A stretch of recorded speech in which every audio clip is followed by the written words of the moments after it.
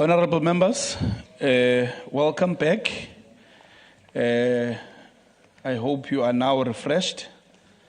I will now ask the Secretary to read the third order of the day.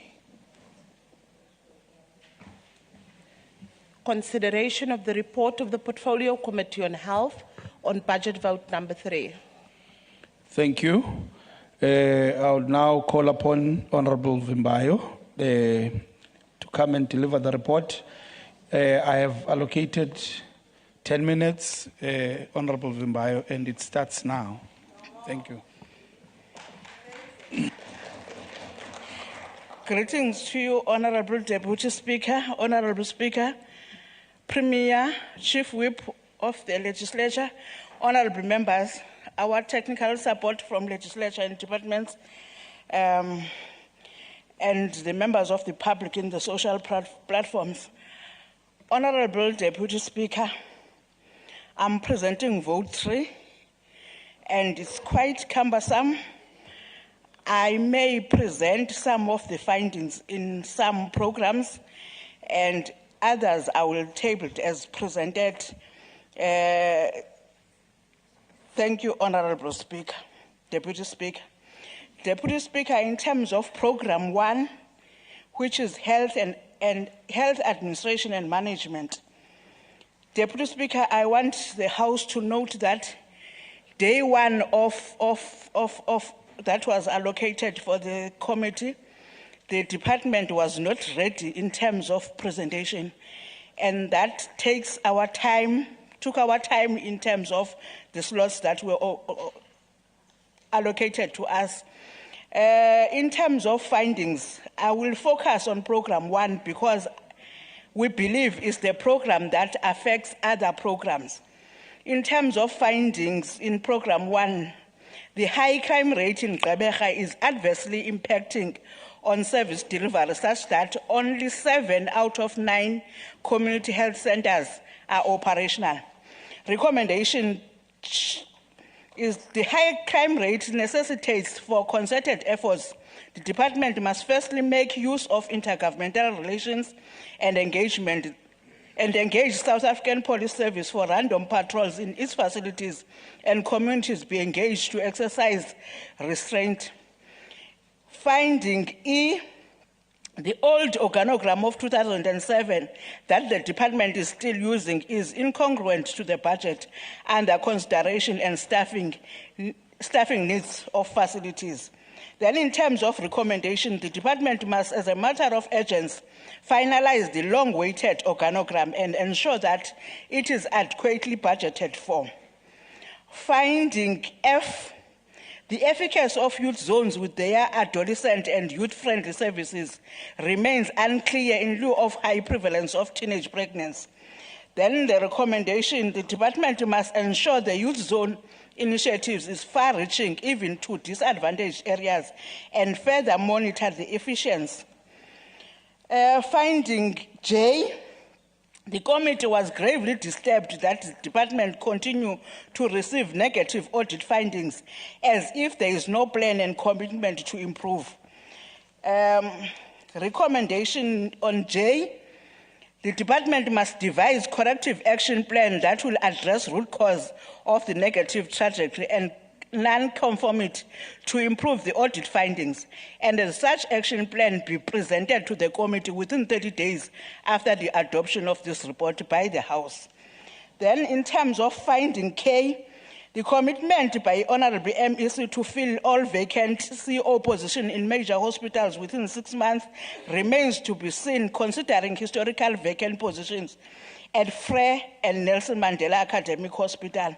In terms of recommendation K, the department must ensure that the commitment to fill the CO post is realized within stipulated time frame for proper management and stability in its facilities. The last finding that I'm going to present in Program 1, while taking full cognizance of progressive national health insurance, but the committee was keenly interested on lessons learned from pilot projects in OR Tambo and Alfred Nzo that qualified full rollout in the province. The department must, within 30 days after the adoption of the report by the House, submit a detailed report on lessons learned on HI project. Deputy Speaker, allow me to present Program 2 findings and recommendations as read. In terms of Program 3, Deputy Speaker, on emergency medical services, finding A, the long turnaround time for vehicles in repairs at an average of 100 days is unacceptable. Recommendation to provide cost-effective goods. Recommendation, the department must explore better mechanism for the rapid repair of emergency vehicles. Finding B, the call center service of the department is lacking the necessary etiquette. Recommendation, the department must ensure proper customer care training is given coping mechanism in a high-pressured environment where listening skill and empathy are upheld. Finding C, the committee was pleased to learn that the department has been proactive enough to opt for wife against ravaging cable theft of its call centers by vandals. Recommendation, the department must continue good work and replicate the performance in other areas where possible. In terms of Program 4, the committee welcomes the strides by the department to have invested in equipment to alleviate surgeries backlog despite impending cash flow challenges. The department not only does the department achieve highly quality care, but eliminates risk and save costs in terms of the recommendation. Finding C, mental health remains under-resourced, both financially and in terms of specialists, especially psychologists, while it is increasingly becoming a societal matter and the situation is further exacerbated by substance abuse among youth. Then, in terms of recommendation, the department must ensure its mental health is properly resourced and explore sourcing additional funding. The committee, finding D, the committee appreciates finding D. You are now left with 3 minutes. Thank you, Honorable Deputy Speaker. In terms of Program 5, to strengthen and the committee was overjoyed with a progressive report of procurement of advanced technology equipment under this program, which included, among other things, the following. First, in the province, CT scan machines for Nelson Mandela Academic, Frey and Livingston Hospital, deserve oncology complex service, radiology services, state-of-the-art dental laboratory that is currently under construction for full dental lab services package, outreach programs to bring health services to those on the periphery. In terms of general recommendations and general findings and recommendations, Deputy Speaker,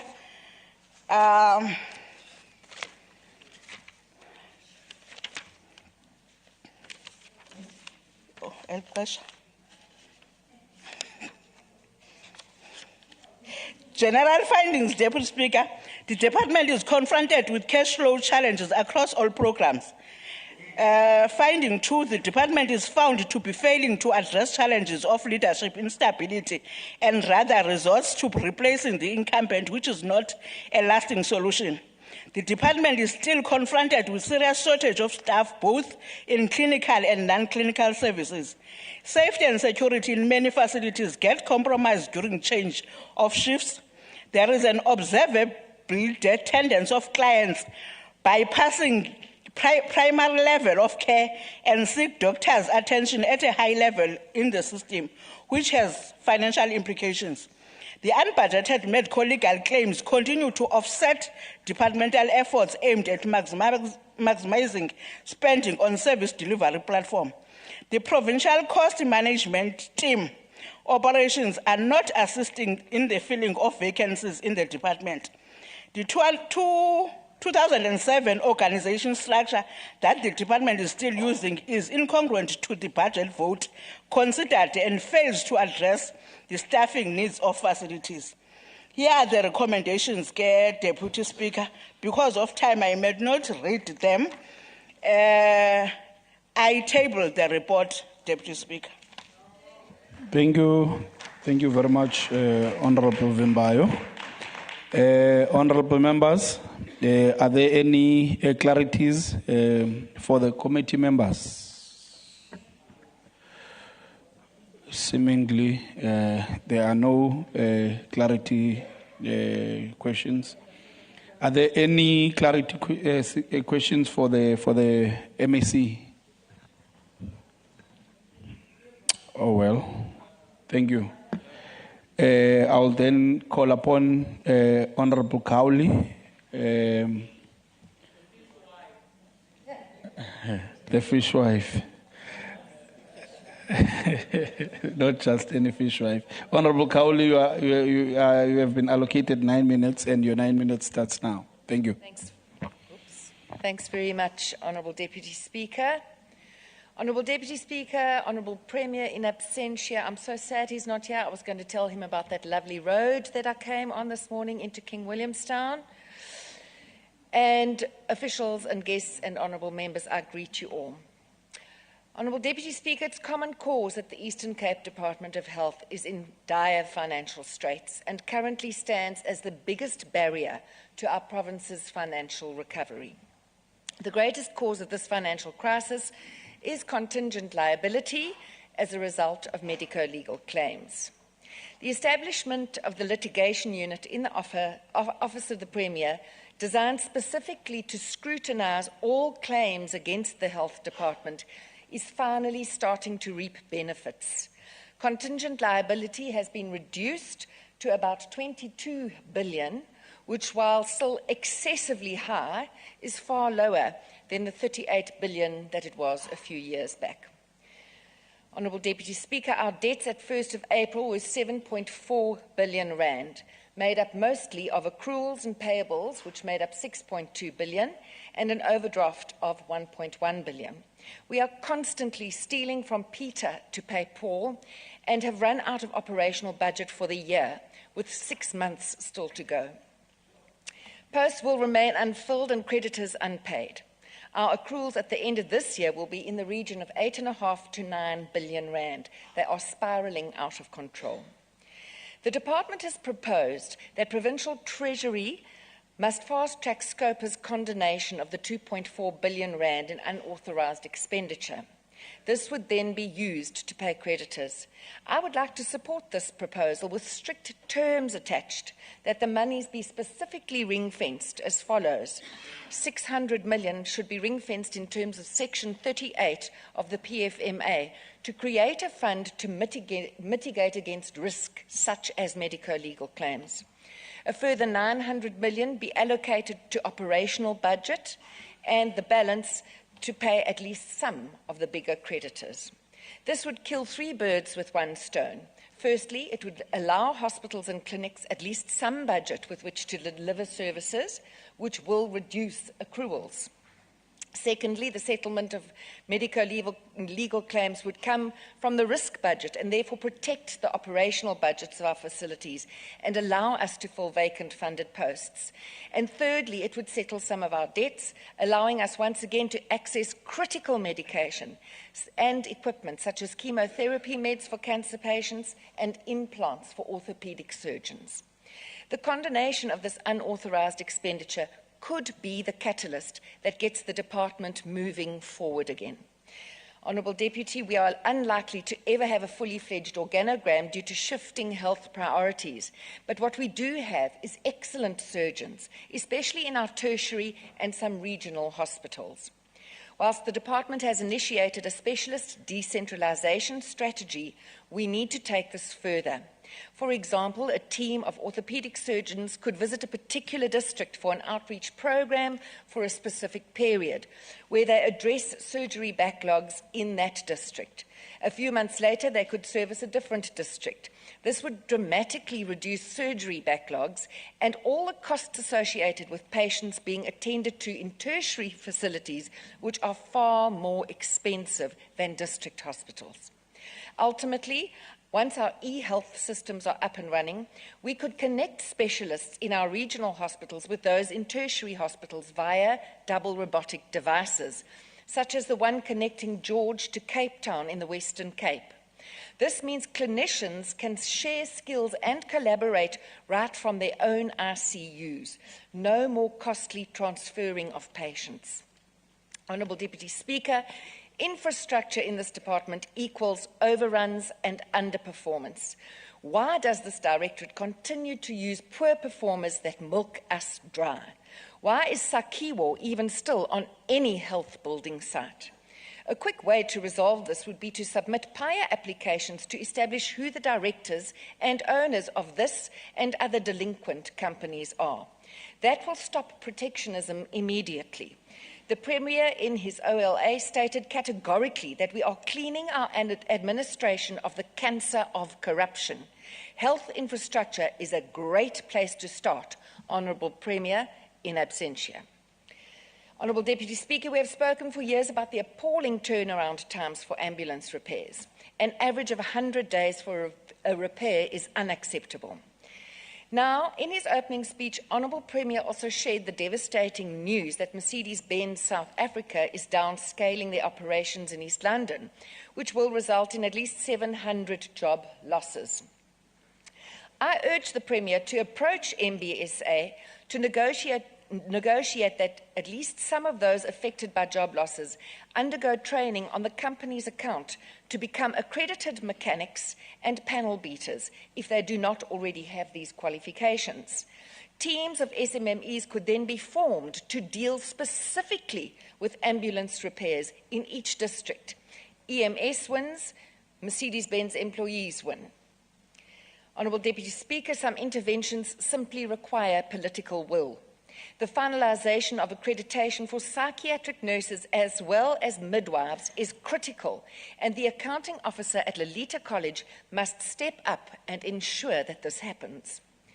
Let's talk about commuted overtime in Nelson Mandela Bay District.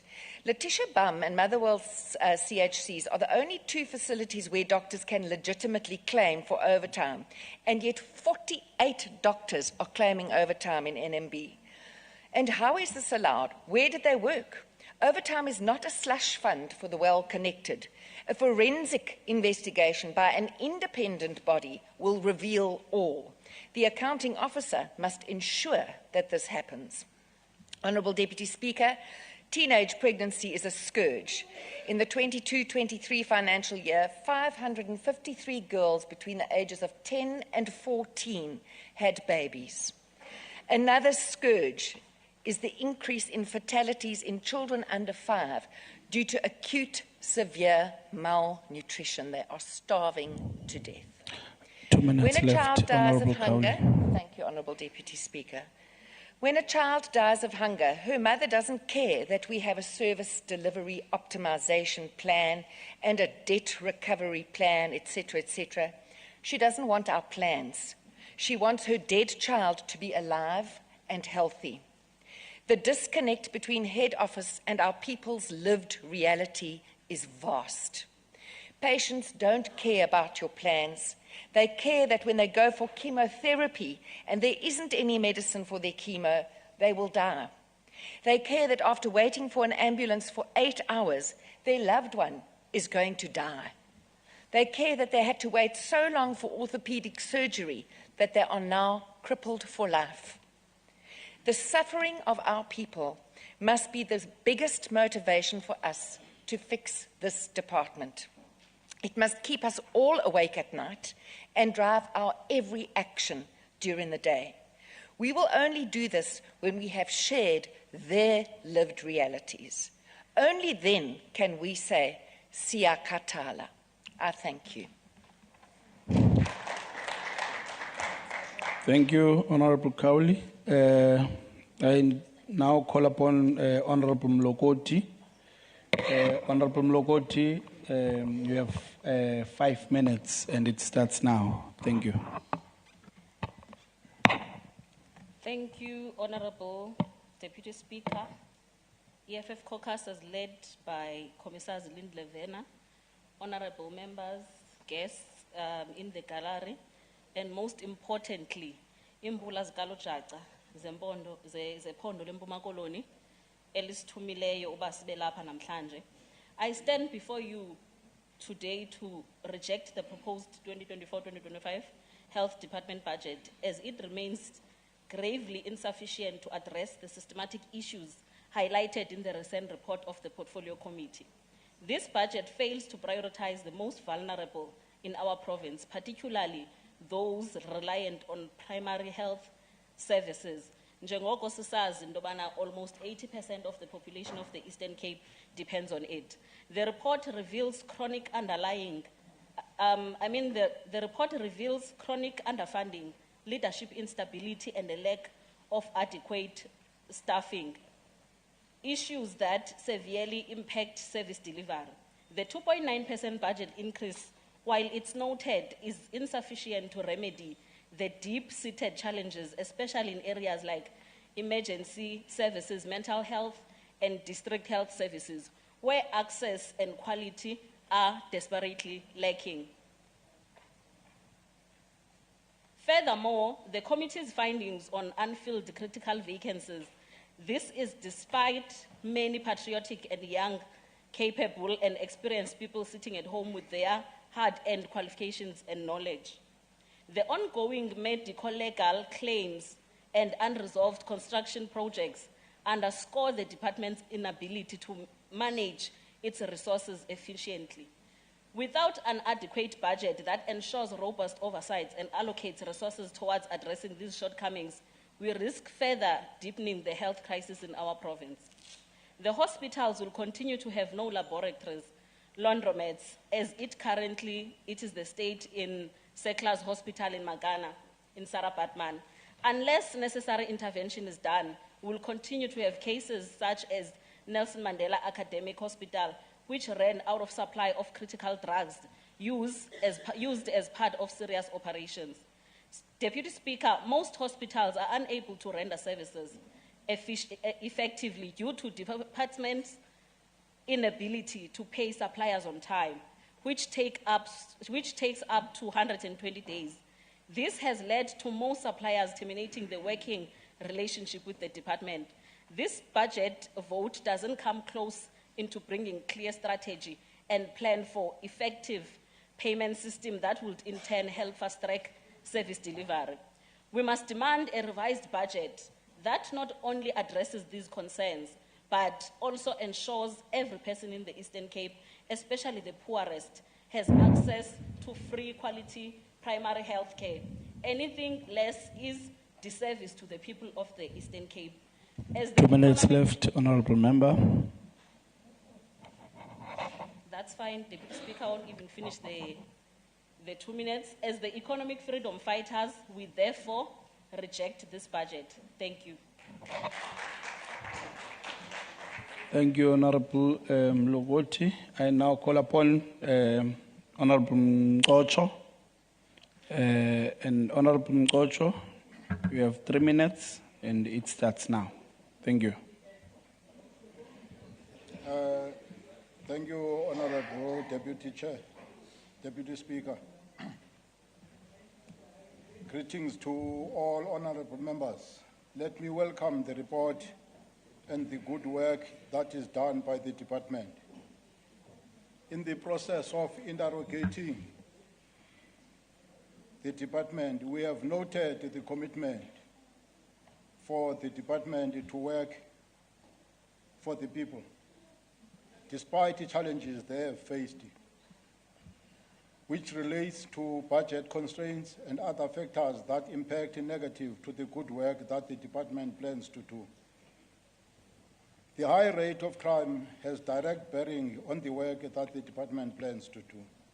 On the same note, we have established that the department has to create a conducive work environment and sound relations for its employees in order to develop a healthy environment that will assist in producing a pleasing situation in the service of communities.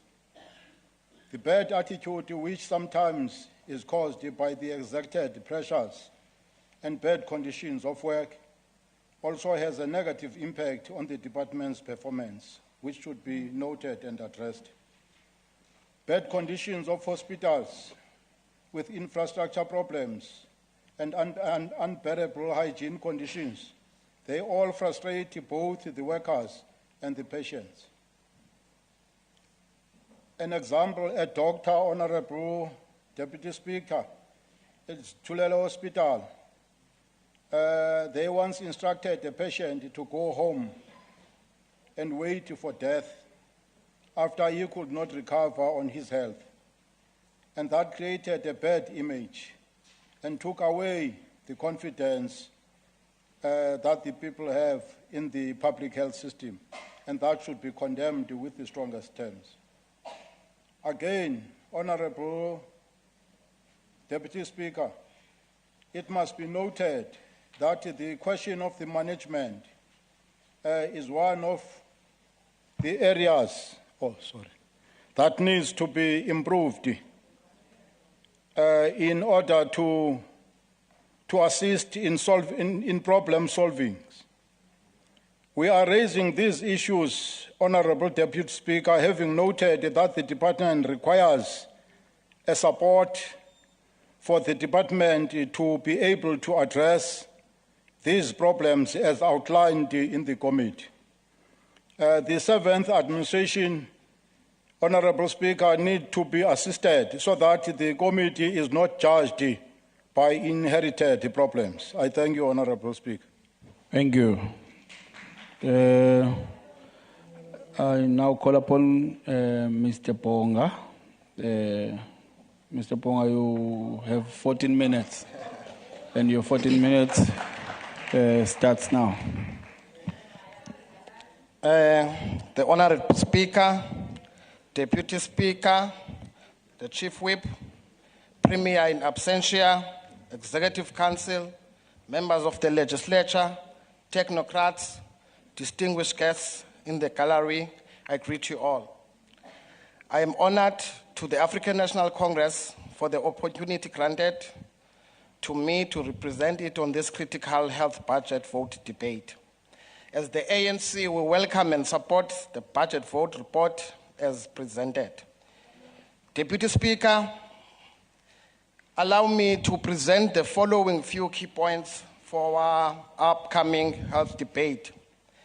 These notes reflect critical issues facing our healthcare system and the necessary actions to improve healthcare outcomes for our people. The World Health Organization has declared and highlighted that South Africa operates one of the most expensive healthcare systems, yet it benefits only a small portion of the population. The introduction of the National Health Insurance is seen as a solution to achieving the universal health coverage. But as emphasized by the President of the African National Congress and the President of the State, Honorable Cyril Ramaphosa, careful considerations of the stakeholders concerned is required in this implementation. The Minister of Health, Dr. Aaron Motsoaledi, has pointed out that contributions to medical scheme drain their client resources, and the state funding for these schemes should be redirected to the NHI fund. We, as the Eastern Cape Legislature, must actively support the NHI campaign as it is vital to ensuring equitable health care for all. A quote by Paul Farmer, and a medical anthropologist. I open quote, "If access to health care is considered a human right, who is considered human enough to have that right?" Close quote. Honorable Deputy Speaker, we commend the Health Department's effort to decentralize basic specialist services to lower grade hospitals. This aligns with our oversight responsibilities, and we will closely monitor the rollout of these services as outlined in the 2024-2025 annual performance plan. We have noted that some of the facilities mentioned are the Taylor Bequet Hospital, which is currently offering minor orthopedic treatment and services. Also, Deputy Speaker, Mpilisweni Hospital in the Jogabi district, which now offers ophthalmology services, represent positive steps. However, more hospitals must be equipped to deliver such specialized services to meet the growing demand. Deputy Speaker, instances of child malnutrition has been reported across districts such as Alfred Nzo, OR Tambo, and Sarah Batman. The department's intervention through vitamin A supplements distributed by community health workers is commendable. These supplements are crucial for preventing diseases like diarrhea in children under the ages of 5 years. However, the program must be expanded to all vulnerable areas, as no child should be left behind. Deputy Speaker, substance abuse, particularly among young people, continues to devastate communities, with easy access to drugs and alcohol posing a major concern. There is also a growing concern, Deputy Speaker, about the involvement of foreign nationals, both those who are documented and those who are undocumented, in the drug trade within our communities. Additionally, they have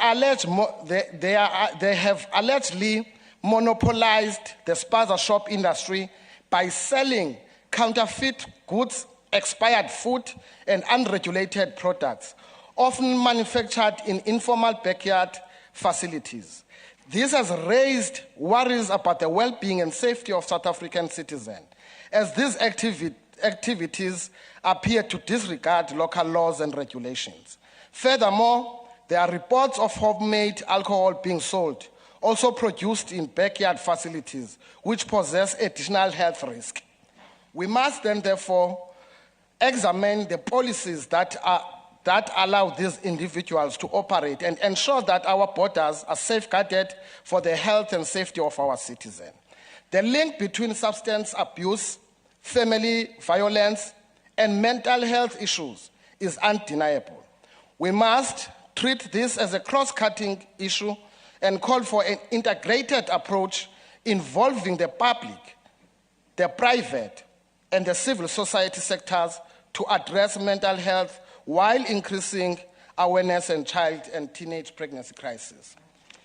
Deputy Speaker, the alarming rise in child pregnancies involving girls as young as 10 years old demands immediate attention and collective action.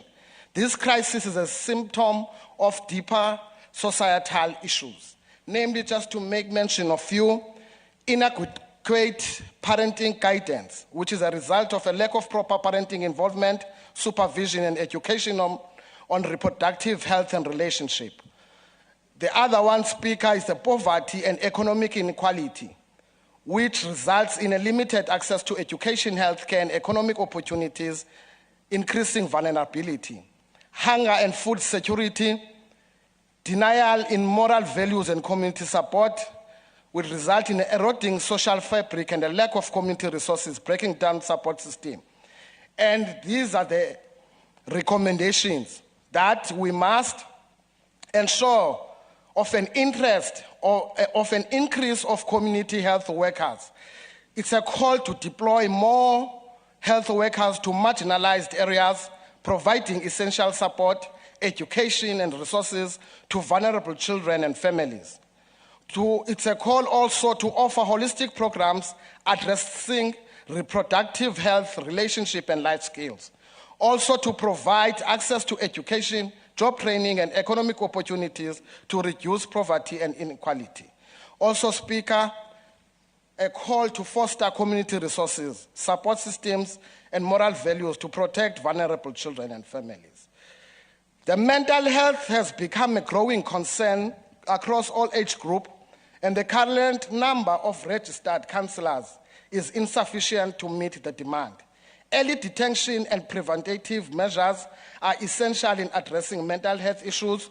We need a comprehensive public health education plan to raise awareness about the mental health and to integrate mental health services to our broader healthcare strategy.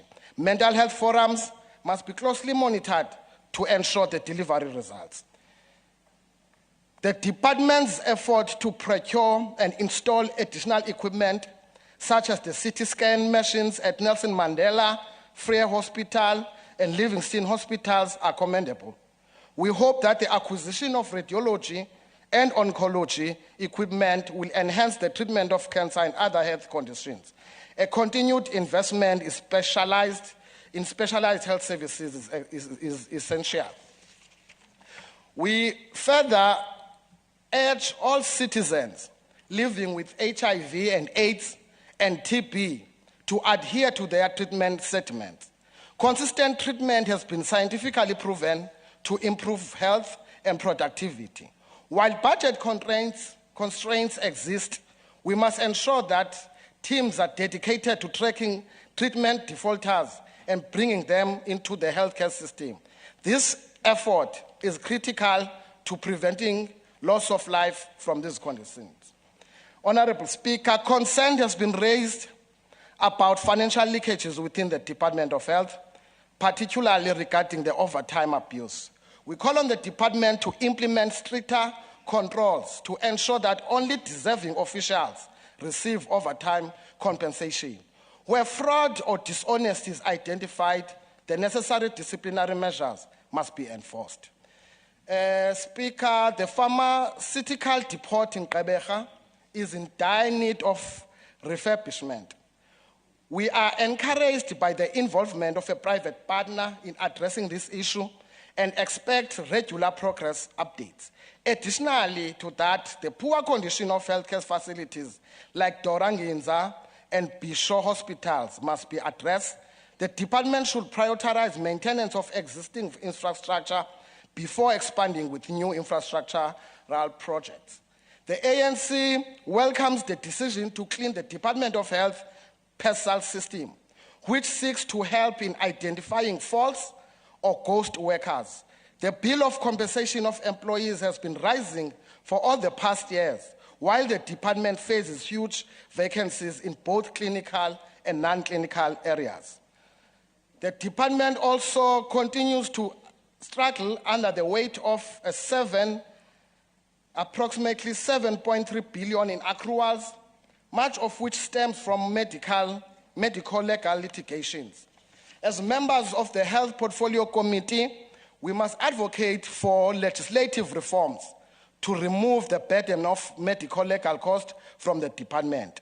This will then free up resources for service delivery, which remains the department's core mandate. Deputy Speaker, we commend the Special Investigations Unit for its effort in exposing fraud and corruption within the department. Urgent action is needed to address instances of collusion involving nurses, doctors, and lawyers alleged of stealing patient files, contributing to the departmental financial crisis. The SIU, we must note, the SIU has reported on these matters.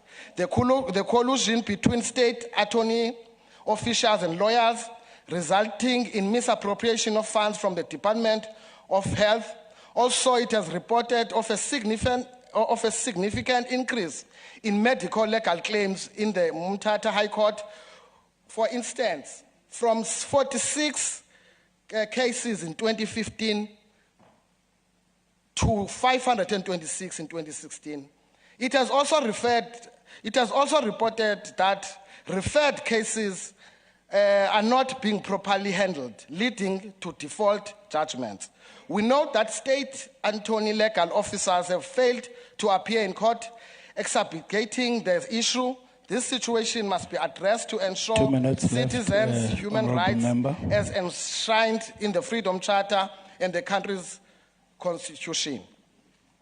In conclusion, Honorable Deputy Speaker, in line with our commitment to transformation, the ANC is calling for the removal of all colonial and apartheid-era names from hospital and any other public building in line with a new political dispensation. Health facilities like Grey Hospital, named after ruthless colonial figures such as Sir George Grey, must be renamed to reflect the values and history of our democratic society. The Eastern Cape has a recorded history in resistance against colonial rule. The contribution of leaders such as Mankoma, Tungwa, Kumkani, Umhlonhlo, Pondomise Madoda, Makhanda, Sahili, and countless others should be honored. It is during Sir George Grey era that Africans lost tens of thousands of cattle to illness suspected to be pursuing chemical warfare, all in the effort to bend the backbone of our warriors. Grey, like others such as Colonel John Graham, Cecil Rhodes, Lord Charles Somerset, all belong to the archives of history. Somlomo. This brings me to the words of Joseph Bernardine, one of the American archbishop, who once said, "Healthcare is an essential safeguard of human life and dignity, and there is an obligation for society to ensure that every person be able to realize that right." I thank you. Thank you. Thank you, Ngoba. Yeah, Sabule. I will now call upon Honorable Ngongo to come and respond. He's one of the youngest MECs in the country. I am giving you 10 minutes, Honorable Ngongo. Thank you. Honorable Deputy Speaker, the members of this august house, our guests, from the onset, Honorable Speaker, let me thank the Portfolio Committee on Health for the oversight role that it plays. Through the committee's diligent work, the Department of Health is able to improve the quality of service it offers to the more than 90% of uninsured people in our province. Bengathi xa sithi masivane nge-NHI siyabhuda. This proves that, indeed, Honorable Speaker, we really need to adopt the NHI bill. Over and above the great work that is done by the committee, my colleague MEC Kapa has also embarked on an oversight and engagement sessions across the province. She has already been into Amatole and Alfred Nzo districts. This month, MEC Kapa will take her oversight and engagement sessions to OR Tambo and Nelson Mandela Bay, respectively. We are concerned by the criminals who have targeted our facilities and staff in recent years and months, brazenly holding up our employees at gunpoint as they rob them of their personal items. With every act of criminality by these armed thugs, our staff are left traumatized. The department offers counseling to affected staff so that they will be able to deal with the ordeal. We agree with the findings and recommendations that the department must prioritize and the finalization of the organogram. The department, in line with the Public Service Act and regulations, has constituted the necessary consultative structure that is called the Departmental Task Team, DTT in short. Supported technically by the Office of the Premier, DPSA, and the National Department of Health, a 6-month implementation plan has been developed. The department is at the stage of engaging the internal stakeholders on the proposed service delivery model, the optimization plan and migration framework. This will be followed by engagement of the external stakeholders on the same, especially where there are proposals to repurpose facilities to meet service delivery needs. The service delivery model and facilities list informs the final organizational structure. The hub and spoke model will be deployed and may result in staff being migrated to where the services are needed the most. In addition, once the organogram has been finalized, the department will be able to use it to fill vacancies within the available funding envelope. Honorable Deputy Speaker, Ms. Kapa committed when she delivered the budget and policy speech that the department will stabilize leadership by filling critical CEO positions within 6 months at identified hospitals like Doranginza, Livingston, Frere Hospital, and Nelson Mandela Academic Hospital. We can report in this august house that the search for the CEOs has already commenced. Where we have struggled to attract the right candidates, the department will headhunt so that leadership is stabilized by permanent CEOs who are able to take decisions. The department is confident of meeting the 6-month time frame that Ms. Kapa committed to. The department is happy that Lilita College of Nursing, the pride and joy of the Eastern Cape, has been accredited for its professional nurse degree course. This year, 466 nurses graduated from Lilita Nursing College. They are now doing their community services at public health facilities in the Eastern Cape.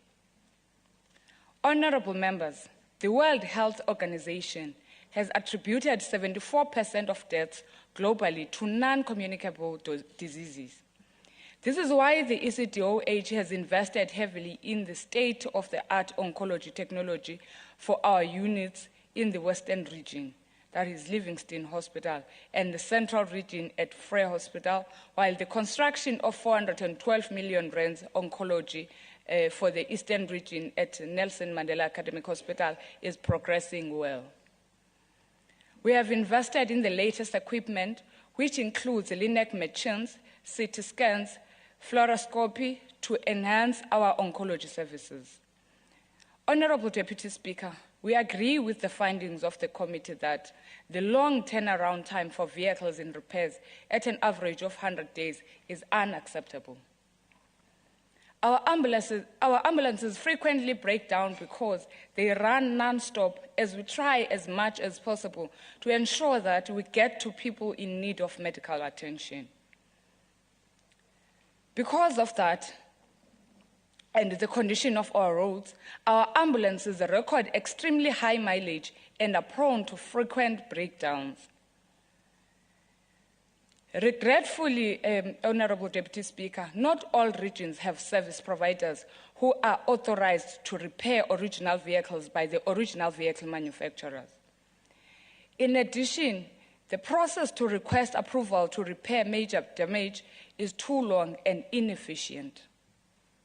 We are continuously having engagements with the Department of Transport to ensure that ambulances are prioritized and that there be a fast-track lane for attending to ambulances. We have also reviewed the service level agreement that we have with the Department of Transport because we cannot afford to have any ambulance in for repairs for prolonged periods. This affects our response time and negatively affects service delivery, which is why we are taking this matter seriously. The department is equally concerned with the high numbers of severe acute malnutrition among our children. The department is committed to working with the relevant stakeholders to raise more awareness about malnutrition. This includes working with the traditional health practitioners so that they will be able to refer malnourished children to our facilities when they have children brought to them by the parents. Although we mainly deal with identifying a malnourished child during our ward-based outreach programs and then connecting them to care, most children are brought to our attention at the point when they have to be admitted to our facilities. This is regretfully too late in the case of severe acute malnutrition, and so there must be a concerted effort to promote food security. working with partners such as the Department of Social Development and the Department of Rural Development and Agrarian Reform. Honorable members, we are having sleepless nights over teenage pregnancy. This is a challenge that needs all hands on deck. If we are to win the war against teenage pregnancy, we as parents must not abdicate our responsibilities. We do need our youth agencies to join our drive to empower the youth of the Eastern Cape so that they gain control over their sexual reproductive rights. We are excited about the innovative WhatsApp solution being piloted at certain tertiary institutions that allows youth to order emergency and routine contraceptions. We will continue to test women of childbearing age and then connect them to antenatal care within the first 20 weeks of pregnancy to promote safe pregnancy and delivery. The department will ramp up its awareness campaigns and continue to distribute free condoms and promote the use of age-appropriate contraceptives. By promoting safe sex through the distribution of condoms, we are also preventing the spread of HIV and other STIs. The department also established 513 youth zones across the province. Plans are afoot to establish more youth zones so that our children will have safe spaces that offer sexual reproductive health and rights among the youth. Already we have partnered with the Department of Education and Department of Social Development for the Integrated School Health Program. 2 minutes left, Honourable Member. We want to have more partnerships with the Youth Unit at the Office of the Premier, the SAPS, Department of Safety and Liaison at the Eastern Cape and the Eastern Cape House of Traditional and Khoisan Leaders in this ongoing fight to end the teenage pregnancy. It cannot be correct that children as young as 10 years are giving birth at our facilities. We need to work together to end this scourge. We want everyone to play their respective part so that we will address the teenage pregnancy. These are just some of the things that we are doing to improve the quality of health and care that we offer to the more than 90% of the 7.2 million people in the Eastern Cape who rely only on the public sector for their health needs. Honourable Deputy Speaker, let me once more again appreciate the efforts of the Portfolio Committee and assure this Honourable House that the department remains committed to work with the committee for the betterment of our people. A management response and a clear plan to implement findings and recommendations will be submitted to the committee before the expiry of 30 days from today. I thank you, Deputy Speaker. Thank you, Honourable Member. Honourable members, I now put the report. Are there any objections? Thank you very much. I will now ask the Secretary to read the fourth order of the day.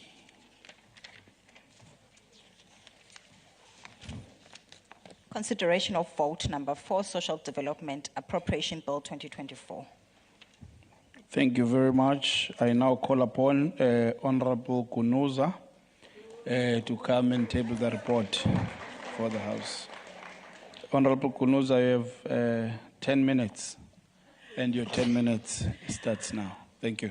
Greetings, Honourable Speaker, Deputy Speaker, MECs, the members of Parliament in the House, all stakeholders that are here. I will just, in order to assist for a time, Deputy Speaker, I will get straight to the findings of the committee, the Portfolio Committee, that is Social Development. It will just focus in some findings and some recommendations. In the department itself, we have 5 programs that are allocated e-budget, all of them. In program number 1, we're going to focus on finding A, D, G. In A, the committee has findings. The department's organogram review is in its final stages and has been submitted to the Office of the Premier for verification before submission to the Department of Public Services. The department has 14 dysfunctional offices, which affect service access and its ability to offer quality services at the several local service offices. G, the department is struggling to prevent non-profit organizations from misusing funds due to the inability to coordinate NPO compliance with NPO Act governance principles, as well as the absence of a systematic approach to monitoring and evaluation NPO. There are recommendations. The department must submit a progress report on the finalization of the organogram to the committee within 30 days. The department must submit a report on the state of readiness of the dysfunctional offices and an improvement plan for access to quality services. G, the department must capacitate NPOs in risk management and have monitoring and evaluation system in place to ensure that NPO performance stick to statutory requirements. Program 2, Social Welfare Services findings. The department intends to provide holistic support services aimed at addressing ex-minors workers' immediate needs and long-term. The department's irregular expenditure of the Eastern Cape Frail Care Centers continues to the absence of a contract and a court ruling which sustains the status quo. Furthermore, the department will reissue an open tender for the management of the Eastern Cape Frail Care Centers after the first tender failed to receive response. The recommendations. The department must design an implementation plan that will include public awareness program, needs assessment of ex-minors, and monitoring and evaluation of the proposed program. The department must submit a plan to correct the irregularity and progress report on the finalization of the tender. Program number 3, findings. We pick E. The department faces systematic challenges with foster care management because of lack of social workers and supervision, foster care backlog, misuse of foster care grants by foster parents, inconsistent performance in terms of valid foster care orders and placement. This is what we recommend. E, the department must design a plan to create public awareness about foster care management challenges, introduce evidence-based decision-making, and conduct regular data audits. Furthermore, the department should introduce a centralized digit system to track foster care placements, monitor progress, and manage a backlog.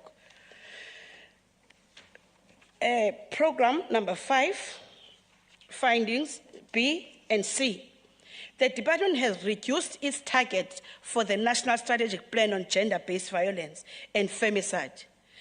And its reduced targets include the number of crime and violence victims obtained support services decreased by 13.9.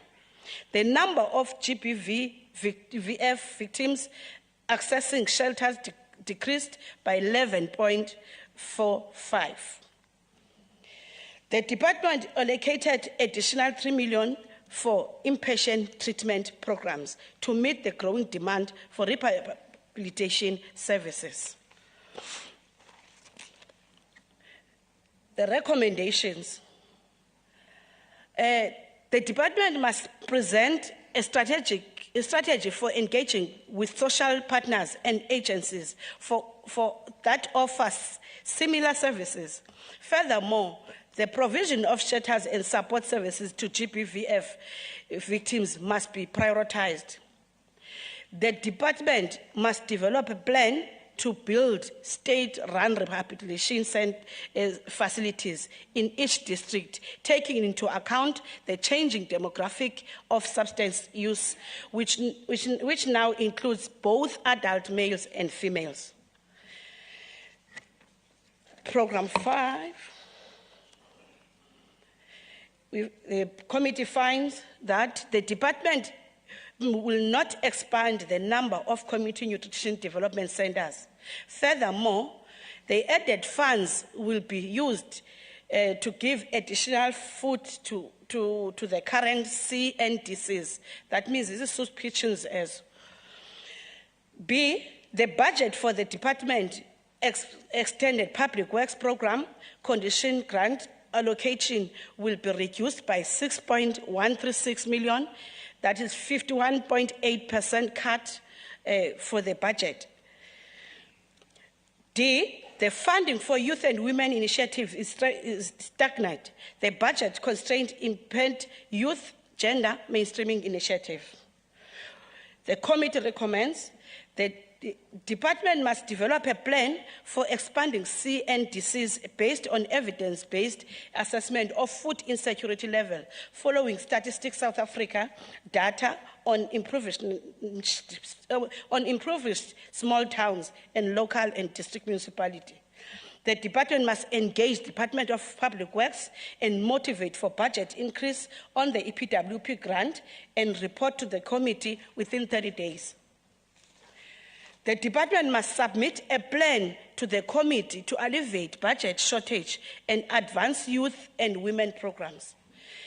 The general findings of the committee: the department does not have adequate capacity to integrate and manage performance information with existing management system.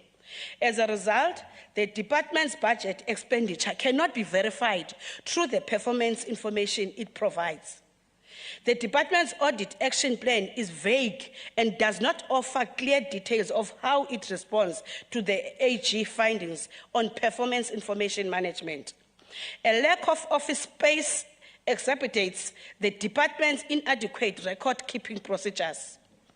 The department requested that the Department of Education supply school infrastructure for office space. Some closed schools in Danzane and Zwelitsha are proposed to be converted into offices.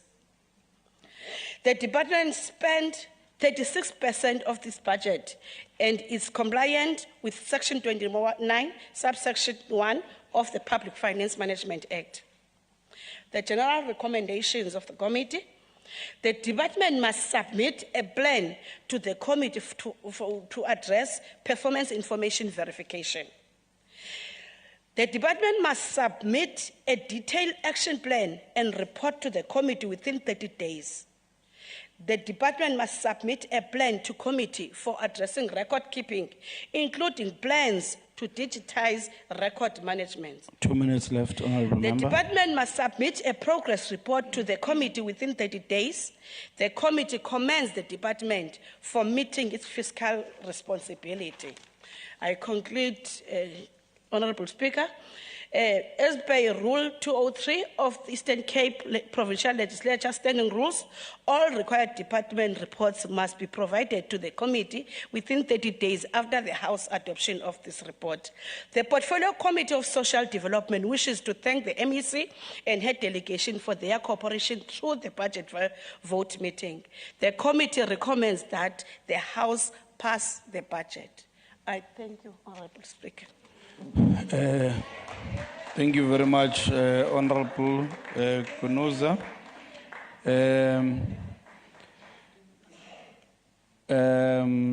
Okay, are there any clarity-seeking questions for committee members? Thank you. Are there any for the MEC? Thank you. I'll then call upon Honourable Evers Honorable Evers, you have been allocated 9 minutes. Yeah, and it starts now. Thank you. Honorable Deputy Speaker, honorable members, distinguished guests, the budget we are considering today is more than just a financial document. It is a reflection of our values as a society. The Department of Social Development stands as a barrier against poverty, a champion for the vulnerable, and a catalyst for community empowerment. As we dissect the figures before us, let us not lose sight of the faces behind these numbers, the children, the elderly, the disabled, and all those who rely on our support to lead dignified lives. The overall budget reduction of 4% for the department is concerning, given the escalating demands on social services. However, we do recognize the difficult economic environment we are operating in and the need to effectively utilize our resources. Honorable members, let us first acknowledge the positive aspects of this budget and the efforts of the Department of Social Development. The increase in the budget for social welfare services by 4.5% is a step in the right direction. These are vitally important services. The department's intention to provide holistic support to services for ex-mine workers is commendable and aligns with the Premier's commitment to unlocking unclaimed social protection benefits for ex-mine workers and their families. The finalization of the monitoring and evaluation policy is a positive move towards improving departmental efficiency. However, we have serious concerns that need to be addressed. The department's ability to deliver service effectively is crippled by the lack of essential resources. Social services staff at local offices are struggling due to insufficient tools of trade and vehicles. The 28.2 reduction in the budget for building and fixed structures, which represents a decrease of 6.544 million, is a great concern. The shift from preventative programs to remedial institutionalization raises serious concerns about the effectiveness of child protection services in the preventing of abuse and neglect before it occurs. The approach may lead to more children being separated from their families rather than supporting family units to stay together. The department has reduced its targets for the National Strategic Plan on Gender-Based Violence and Femicide, which is deeply troubling. The number of crime and violence victims obtaining support services has decreased by 13.9%, and the number of GBV victims accessing shelter has decreased by 11.45%. The stagnant funding for Youth and Women Initiative is impeding progress in youth and gender mainstreaming efforts. Budget constraints are hindering the advancements of crucial programs aimed at supporting and uplifting young people and women in our province. Despite clear food insecurity issues in our province, the department will not expand the community nutrition development centers. While additional funds will be used to provide more food to current CNDCs, this approach may leave many communities underserviced. The budget for the Extended Public Works Program conditional grant allocation will be reduced by 6.136 million, representing a staggering 51.8% cut. This significant reduction will inevitably lead to fewer job opportunities, affecting those who rely on these positions for income and skills development. The department faces systematic challenges in foster care management, including critical shortages of social workers and supervisors. This shortage puts vulnerable children at risk and strains an already overwhelmed system. These concerns are further extended by some crucial findings in the Auditor General's report. The Developmental Social Welfare Service Program achieved only 69% of its targets while spending 100% of its budget. Similarly, the Children and Families Program achieved 47% of its targets while spending 100% of its budget. This raises serious questions about the efficiency and effectiveness of spending. Honourable Speaker, while we acknowledge the efforts made in this budget, the Democratic Alliance finds it challenging to offer our unqualified support given the concerns we have outlined. The Democratic Alliance has a comprehensive plan to address these concerns and to build a resilient society. Allow me to highlight some key policy proposals that we believe will significantly improve in the lives of our citizens in our province. Disability-specific grants, we suggest creating a system to screen applicants at the beginning of the process to identify those who don't qualify, reducing the number of applicants that need to be assessed. We also propose that private doctors conduct medical assessments to speed up the process. We propose the promotion of food gardens and using food hubs to reduce food insecurity and malnutrition. We should also focus on improving nutrition for young children in early childhood development programs. We propose launching a widespread public information campaign about substance abuse treatment options. By increasing awareness through targeted campaigns, we aim to boost access to existing treatment services. Research indicates that one of the main barriers seeking help is simply not knowing where to go. We need to dramatically increase our capacity to treat those struggling with addiction or pay a heavy price as a province. We should ensure that survivors of gender-based violence have easy access to critical support services and implement programs focusing on potential perpetrators to break the cycle of violence. We propose increasing safe spaces for children at risk, raising awareness of parenting programs, and linking families to relevant social services designed to prevent or treat family violence. We must ensure social workers have access to necessary resources and improve remuneration packages to make the profession more attractive. The DA stands ready to work alongside the department. Our commitment to effective social development is a commitment to the dignity and well-being of every citizen in our province. 2 minutes left. Imicelimngeni esijongene nayo thina njengeMpuma Koloni ekuphiliseni intlupheko, ukukhusela abantwana, ukuphuhlisa uluntu lusontokileyo kodwa ukuzinikela kwethu ekufumaneni izisombululo kufuneka kuzinzile. By focusing on competent, compassionate and innovative services, we can build a safety net that doesn't just catch people when they fall, but one that will help our people rise. Let's work together to create an Eastern Cape where every individual is given an opportunity to strive, where nobody is left behind. Deputy Speaker, alhoewel die taak reusagtig voorkom, is ons oortuig, volgens die gesegde, daar is net een manier om 'n olifant te eet, een happie op 'n tyd. The Democratic Alliance stands ready to work alongside the department. We are ready to offer our input, our constructive critique where needed, and our support where it is earned. I thank you. Thank you. Enkosi. Baya danki. I allow me to call upon Honorable Podoza. Honorable Podoza, you only have 5 minutes, and it starts now. Thank you. Thank you, Honorable Deputy Speaker. Honorable Deputy Speaker, let me first take this opportunity to greet the House. Honorable Deputy Speaker, let me first start by saying that this department has a responsibility to transform our society by building conscious and capable citizens through the provision of comprehensive, integrated, and sustainable social development services.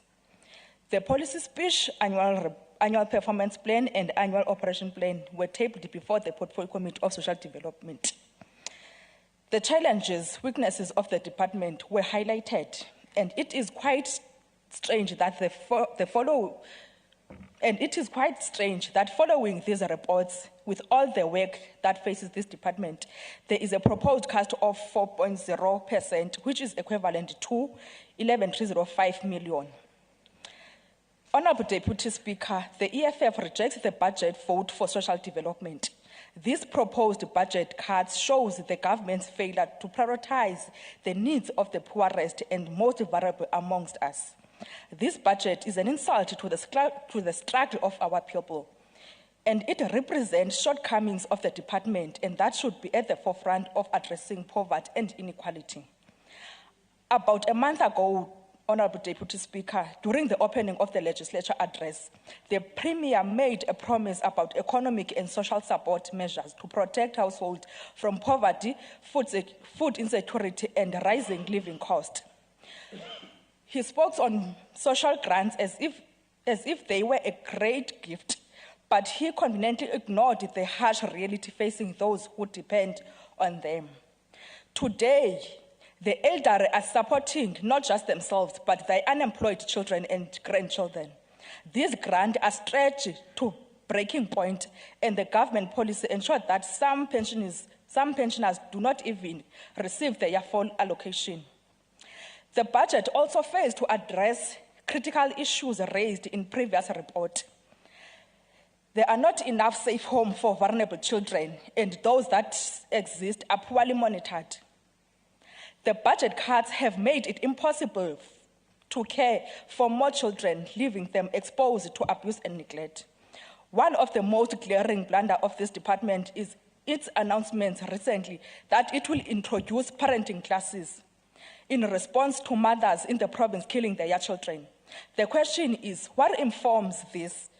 Were there any studies conducted that led to the department to come to the conclusion that people lack parenting skills?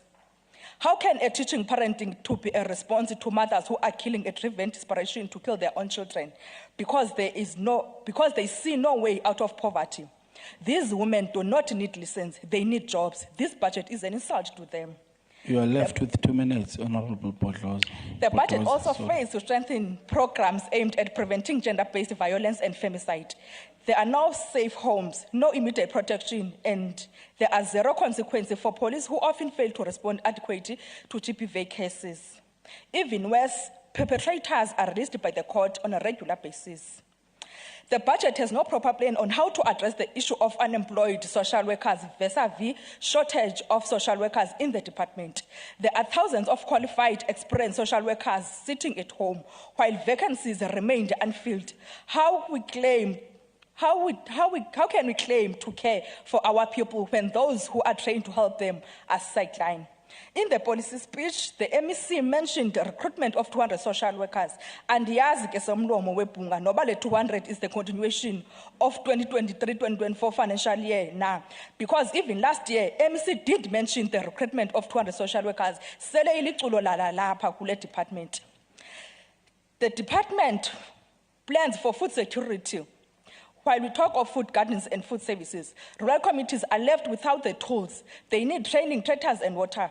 People travel a long distance to access water while some drinking water from multi-wells alongside with animals. Where will they get water when they desperately need for irrigation? The department claims to improving service delivery, but how can that be true when offices are closed?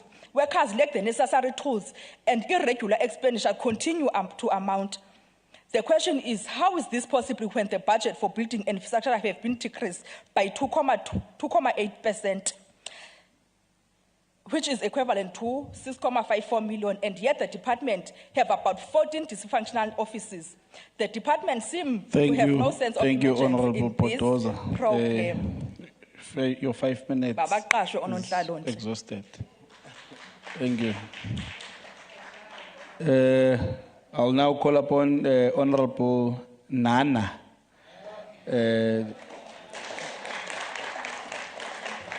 Honorable Nana, you have 14 minutes, and it starts now. Thank you. Okay.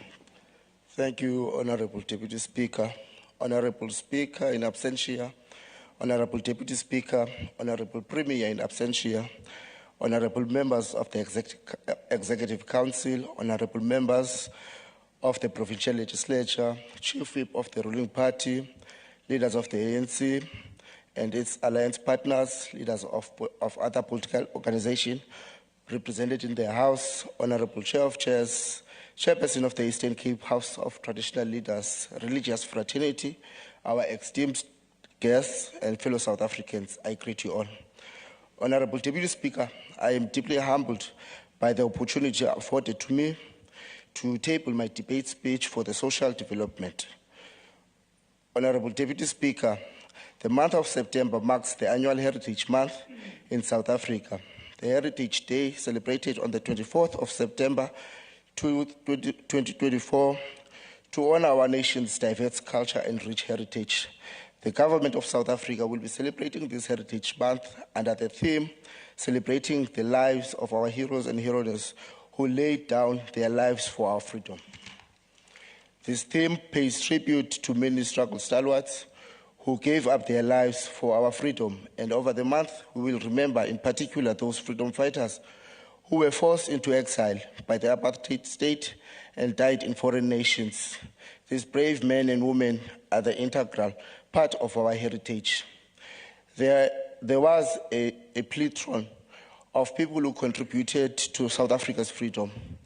Besides well-known freedom fighters such as Utatu Nelson Mandela, Tata Ahmad Katral, and Tata Walter Sisulu, other young people left their mark on liberation struggle too, such as Xola Nene, Peter Mokaba. Some of these unsung heroes are Lalo Chiba, former MP, Dorothy Adams, former teacher, Victoria Mxenge, who was a lawyer. The courageous acts of defiance and solidarity laid the foundation for the rights and freedoms we enjoy today. As you can see from these names I have mentioned, the rich culture and diversity we possess as South Africans and how we can together for a common purpose, greater goals are accomplished. Honorable Deputy Speaker, it is for this reason that the African National Congress places great emphasis on unity and nation building. Honorable Deputy Speaker, the African National Congress prides itself in having a government that cares for its citizens, and as such, government invests 2.9 billion every month, paying social grants of up to 2.9 million beneficiaries in the Eastern Cape as means to protect our people against poverty. This equates to 34.8 billion per year. Honorable Deputy Speaker, it has been a known fact that the era of apartheid, we have been a labor-standing province. This has resulted in many people from this province spending many years working in the mines and unfortunately not having access to social benefits. Our program to unlock unclaimed and unpaid social protection benefits due to ex-miners, their widows and surviving beneficiaries has been successfully in the past 5 years and still continues today. Honorable Deputy Speaker, I am sure that you can agree with the assertion that has been repeatedly made in this House and elsewhere that the post-apartheid democratic state inherited a fragmented government and society. That is an inheritance. That inheritance has put a spinner in the wheels of government's ability to bring about an efficient and effective national, provincial, and local government and administration. Based on this observation, the African National Congress supports campaigns, plans, and programs directed at uprooting crimes and corruptions in government and society at large. We believe that the slightest tolerance of crime and corruption will result into a lawless state, which will spell doom of our thriving democracy as we know it. The ANC is unwavering in its call for the government to spare no effort in resourcing and strengthening crime and corruption, combating agencies such as the Directorate for Priority Crime Investigation, commonly known as the Hawks. A capable and developmental state relies on the capable and innovative public service administrations whose role is indispensable in building the Eastern Cape we want. Accordingly, the African National Congress supports the government plans of recruiting qualified, talented, and committed public officials to carry out the privileged task of delivering services to our communities in the quantities and qualities, and if we must add at the right time. These traits must, of necessity extend to public representatives who by their very nature are the advanced guard in the struggle for total transformation of our communities into a united and prosperous society. We are calling for the rising of standards for political leadership of South Africa, because we are convinced that it can only be through such initiatives that the political administration interferes could be strengthened. I am sure opposition parties can take a leaf out of the ANC deployment policies, which has an eye of the needle in between, which all of us had to go through. Honorable Deputy Speaker, we believe it is through this and many others that the National Democratic Society, whose central pillar is the building of a non-racial, non-sexist, prosperous and united South Africa, can be realized. Honorable Deputy Speaker, the committee met and had a fruitful and robust discussion with the Department of Social Work, Your Social Development. Worth noting was the fact that the department met fiscal responsibilities. We, as the African National Congress, welcome the adoption of the report. I thank you. Thank you very much, Honorable Nana. I will then call upon Honorable Gade, who is standing in for Honorable Fanda. Honorable Gade, you have 10 minutes. Thank you.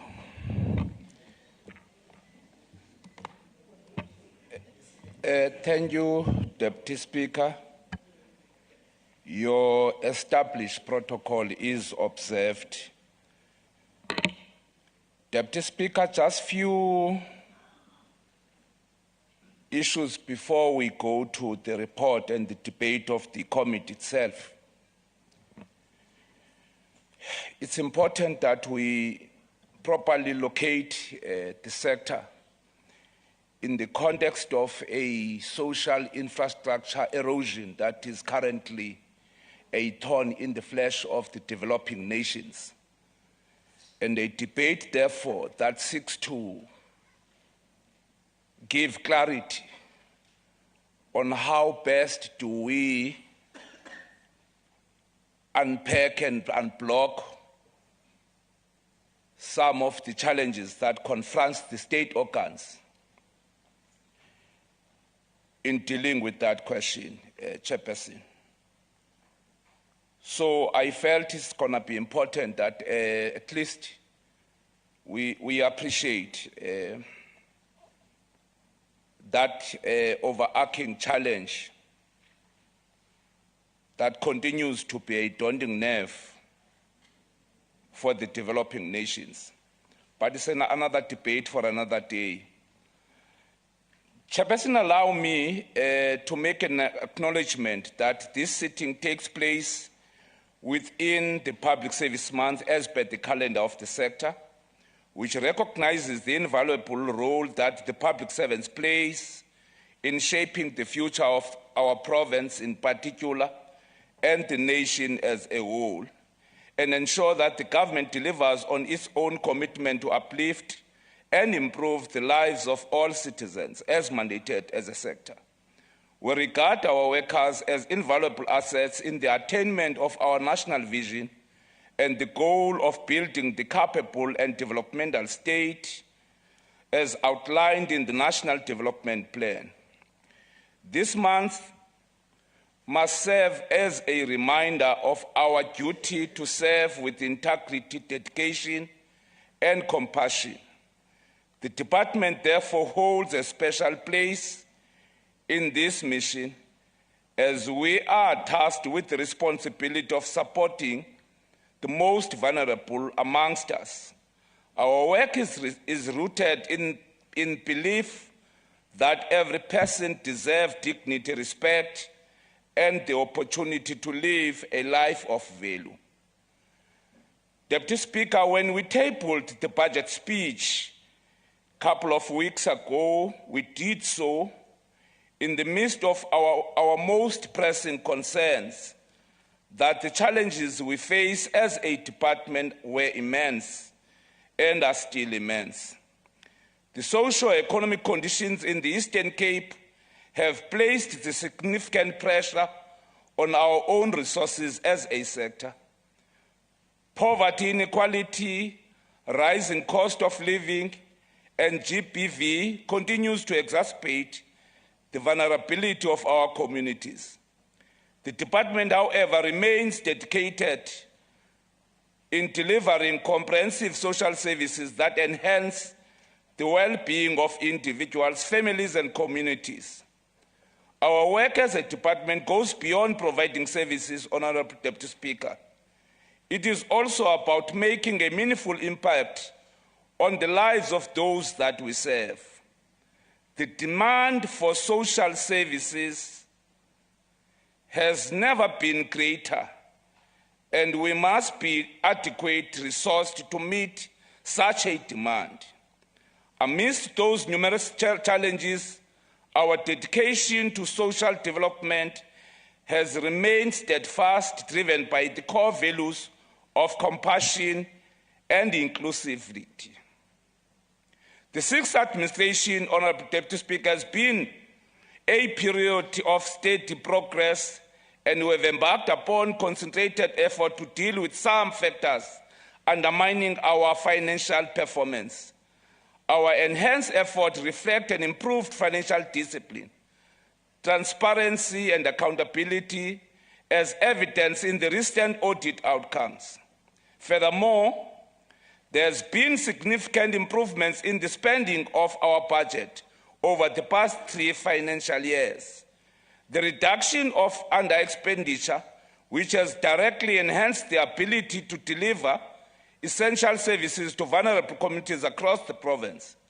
By ensuring that funds are directed where they are needed most, we have been able to provide support for vulnerable citizens and those that are affected by poverty and social challenges. The reconfiguration of the executive management of the department has been critical in enhancing our accountability, departmental performance, and stagnation. It is essential that we acknowledge and commend its profound contribution. As we seek to approve our budget today, Honourable Deputy Speaker, it is important to reflect on the feedback provided by the committee. The report has shed light on both of our achievements and the challenges faced by the department, from funding allocations, challenges in financial management, and the need for stronger monitoring and evaluation systems, which has been noted in the committee. It is also clear that we need to make a critical decision to strengthen our operations and more to improve the service delivery. In relation to irregular expenditure incurred for frail care services, Deputy Speaker, indeed, the department has continued to provide frail care services in adherence to the court order. However, it is imperative that within the coming months, we find a permanent solution with the legal services unit of the department, which fully engage in the process to help us navigate and resolve the matter effectively. Secondly, Deputy Speaker, we must confront and address the deep-rooted historical inequalities that persist with this sector. Through transformation, we can achieve at least and be able to reposition the sector better. Therefore, Honourable Speaker, it is critical that we tackle the disparities in access to care, the inequality in service delivery, and the biasness that continues to exist within our system. The ultimate goal to dismantle these barriers and ensure that our services are equitable, inclusive, accessible to everyone. That's the commitment that requires us to be bold enough in our actions, in our innovations, and in our approaches, so that we become steadfast on our dedication to achieve the genuine transformation as a baseline for our own sector. 2 minutes left, Honourable Member. Honourable Deputy Speaker, in the context of the closure of the DSD offices,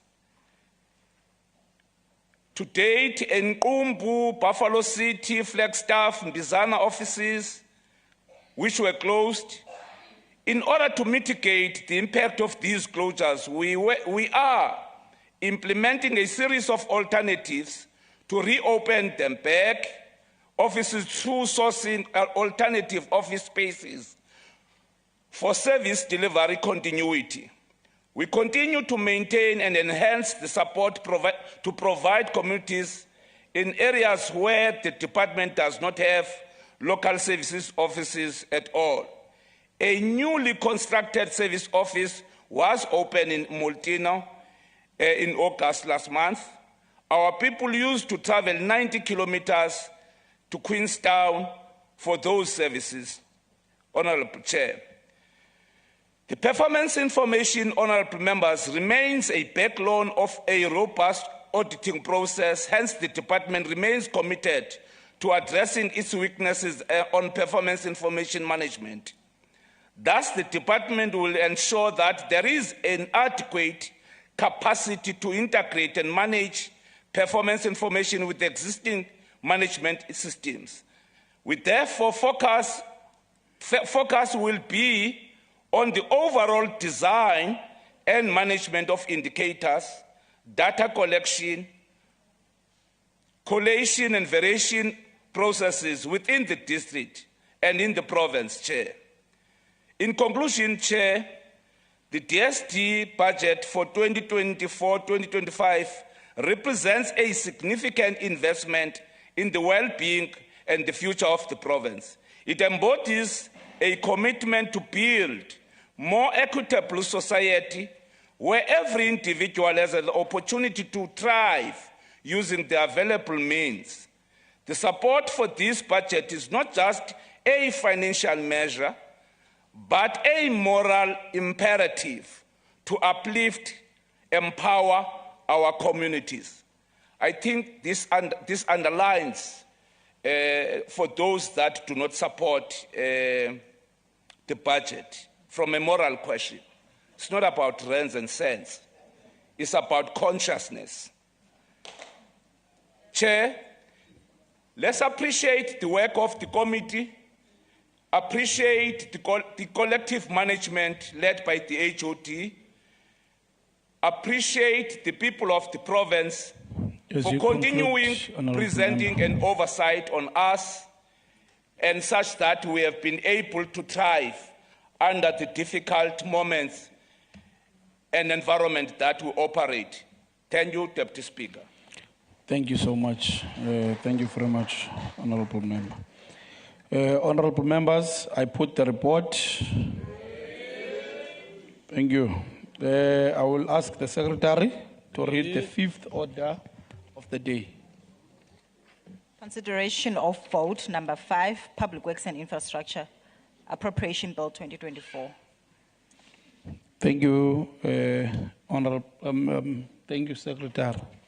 I will then call upon Honourable Tuabu to present the report.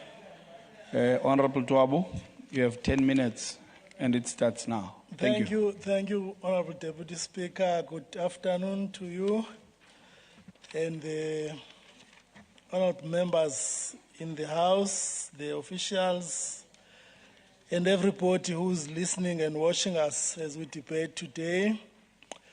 I come to present vote number 5, which is part of the work we do. I'll come back tomorrow for vote 11.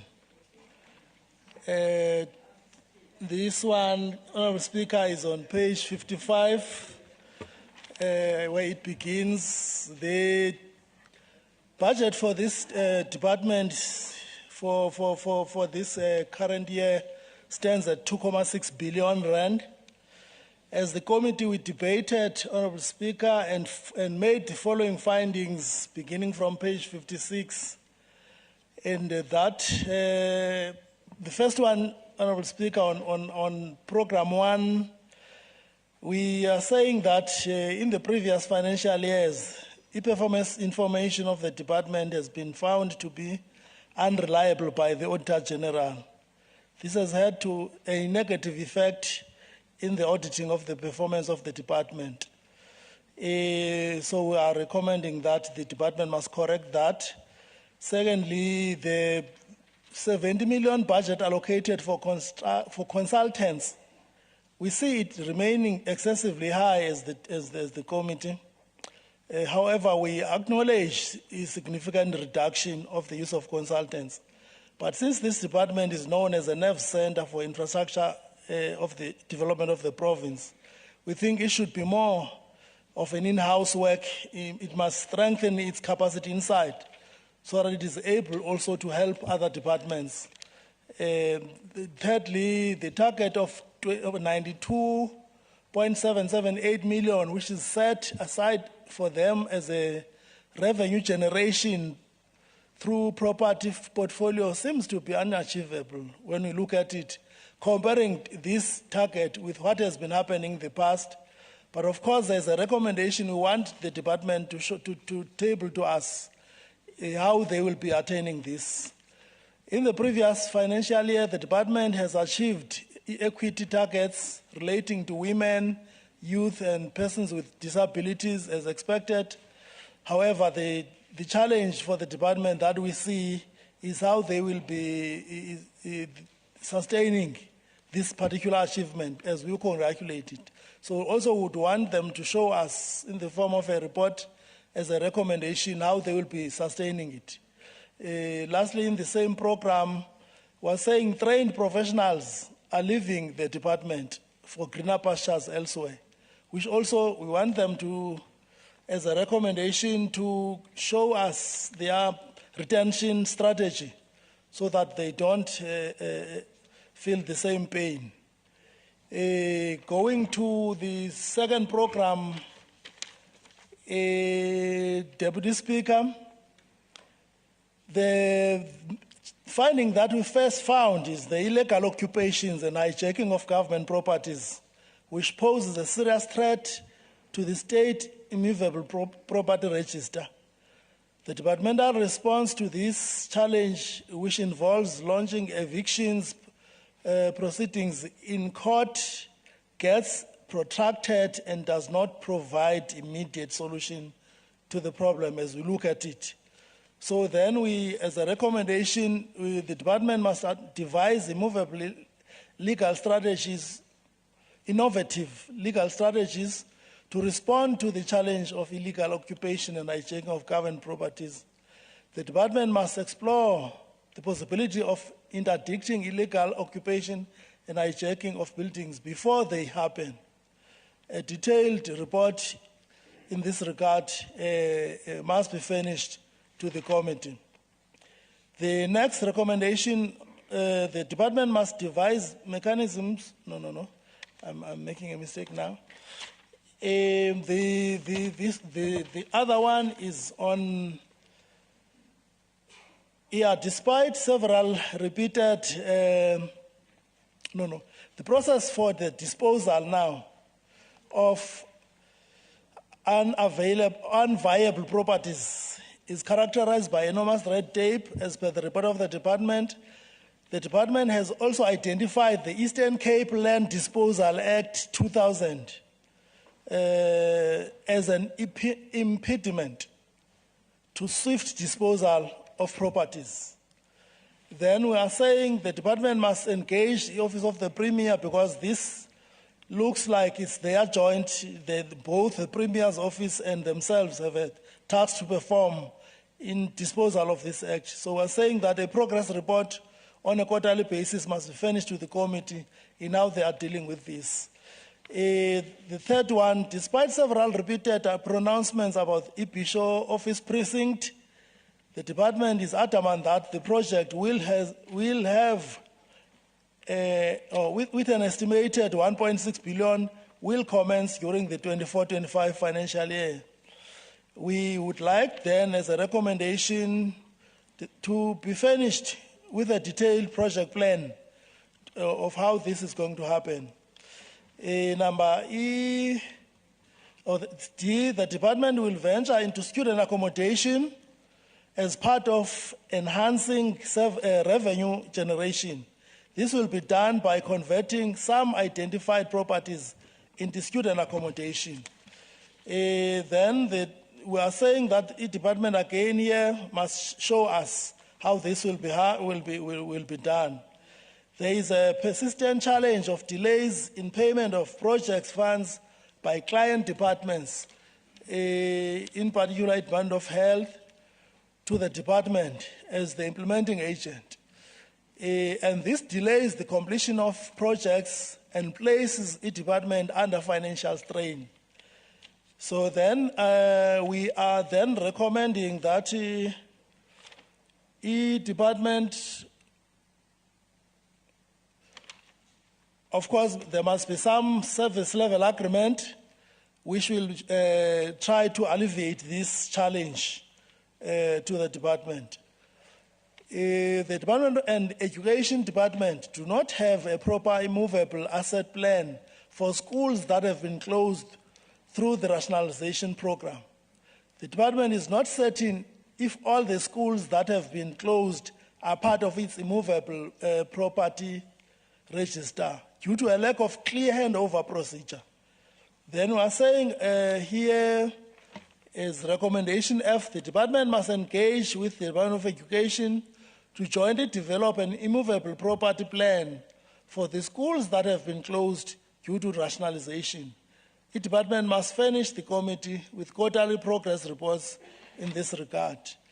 And the last finding here is the frequent conflicts amongst SMMEs and the department, which results to work stoppages and delays in completion of construction of projects. Then we are recommending that the department must devise a conflict resolution strategy and a complaints management forum to promote engagement between themselves and SMMEs to solve complaints before escalating into uncontrollable conflicts. Then program 3, Honorable Deputy Speaker, again finding one, we are saying that this program, EPWP, as a vehicle for creation of job opportunities, creates 2 minutes left, Honorable Member. Okay. We are saying this expanded EPWP as a vehicle for the creation of job opportunities creates temporary employment opportunities without any employment benefits. Also, EPW is not making significant strides in skills development in niche areas that appeal to young people, such as information technology and sound engineering. Public bodies, particularly municipalities, are underreporting the work opportunities they create despite provisioning of budget. And the last one is that the EPWP participants are not properly supervised. So then we're making recommendations on page 61 on how we're saying each department must deal with these challenges under EPWP. Lastly, as I conclude, Honorable Deputy Speaker, on behalf of the committee, I would like to thank the department for responses when we're engaging with them. Through the Honorable MEC and her staff, I also want to thank, on behalf of the committee, the support staff of the committee for providing support to the committee as we do the work. I tabled the report, Honorable Deputy Speaker, for discussion and possible adoption. Thank you very much. Thank you very much, Honorable Tuabo. Are there any clarities? All right, Honorable Saziwa. Thank you, Deputy Speaker. The committee, in terms of its terms of reference, was to attend to the 2024-2025 financial year budget of the department. But when you read their finding in Program 1, it talks about previous years where the department is said to have given performance information that was unreliable, and so forth and so forth. Now, my question is, what relevance is this finding having on the 2024-2025 financial year that is under consideration? Because ordinarily we find this finding when you are dealing with previous financial year, which can be 2023-2024 and backwards. What relevance is this finding in terms of 2024? Does that mean even in this financial year, the department did present unreliable documents? Thank you.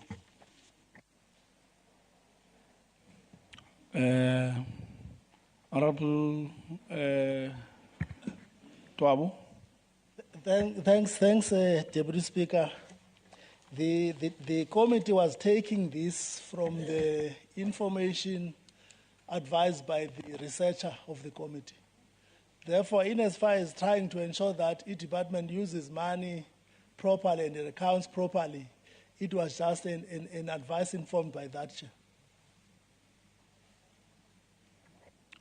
Thank you very much, Honorable Tuabu.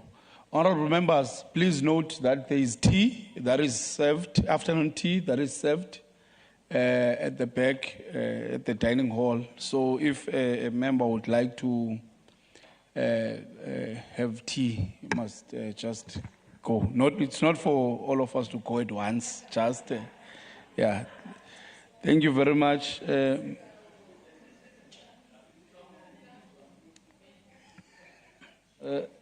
Honorable Saziwa. Chair, I have a follow-up on the response. If the committee is saying it was an advice from the researcher, when the department presented documents, were those documents found to be unreliable for 2024-2025, yes or no?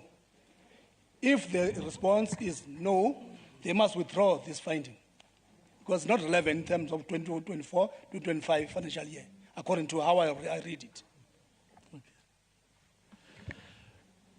Honorable Tuabu. Thanks, Deputy Speaker. The answer is the department, the report, the documents were not were actually correct this time. Yeah. So we don't think it's a problem. We'll still talk about it when we deal with the annual report. It's fine. We can take it off if that's the feeling of the House. Are you withdrawing what Honorable Saziwa is saying you should withdraw?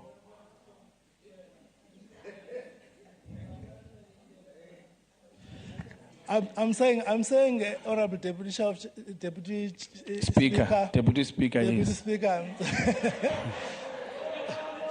I'm saying, Deputy Speaker, as the House is debating the report, okay, we're subjecting ourselves as the committee to what the House is saying. If this House feels that we can take it, we have no problem with that, because we'll still deal with it in the annual report. All right. Thank you.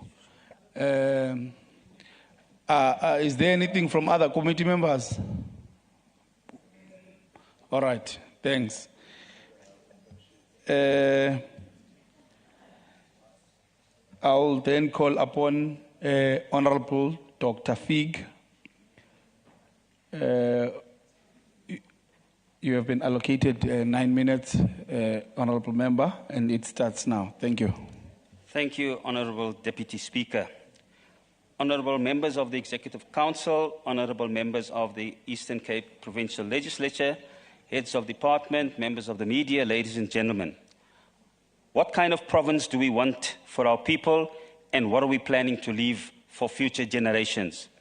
As a custodian of provincial government immovable assets and a coordinator and provider of sustainable infrastructure, the core functions of the Department of Public Works and Infrastructure include managing and leading implementation of the EPWP, providing and managing government's building infrastructure, providing accommodation and providing leadership to and regulating the construction and property industries, as well as supporting the related professions.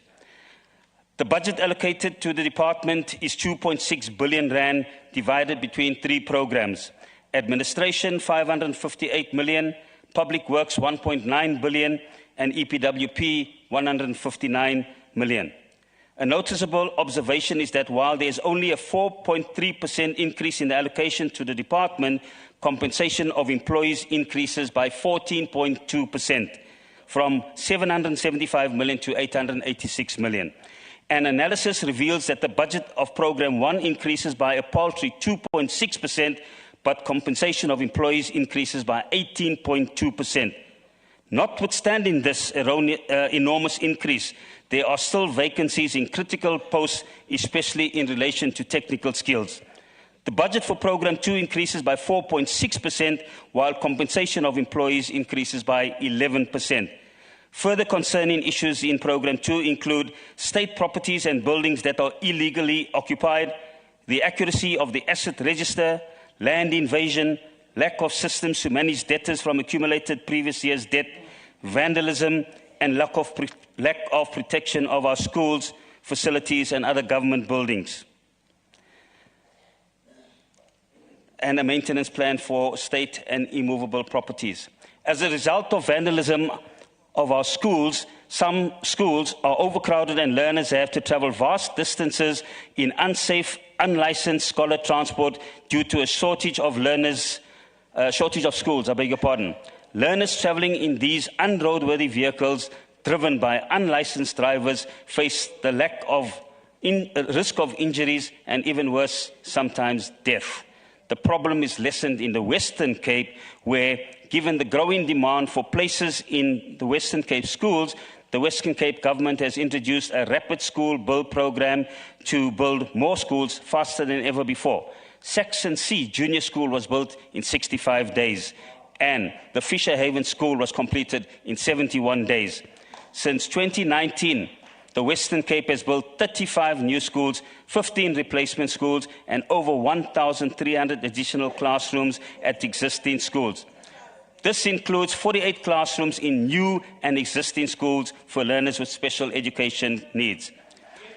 The budget for the Extended Public Works Programme increases by 7.3%, but compensation of employees increases by 13%. A number of issues were identified in the programme that were very serious and needs attention and should not be repeated. Examples were: 1, employees who were left unsupervised were found sleeping most of the time. And 2, some public bodies, especially municipalities, did not report for what they were assigned.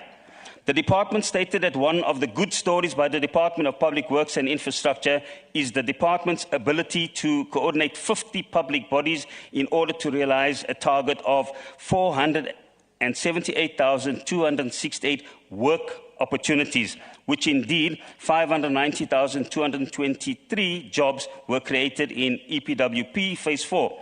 You know what my reservation regarding work opportunities is. We talk about job creation, but some employees work for only 2 days a week. This is a work opportunity, not a job.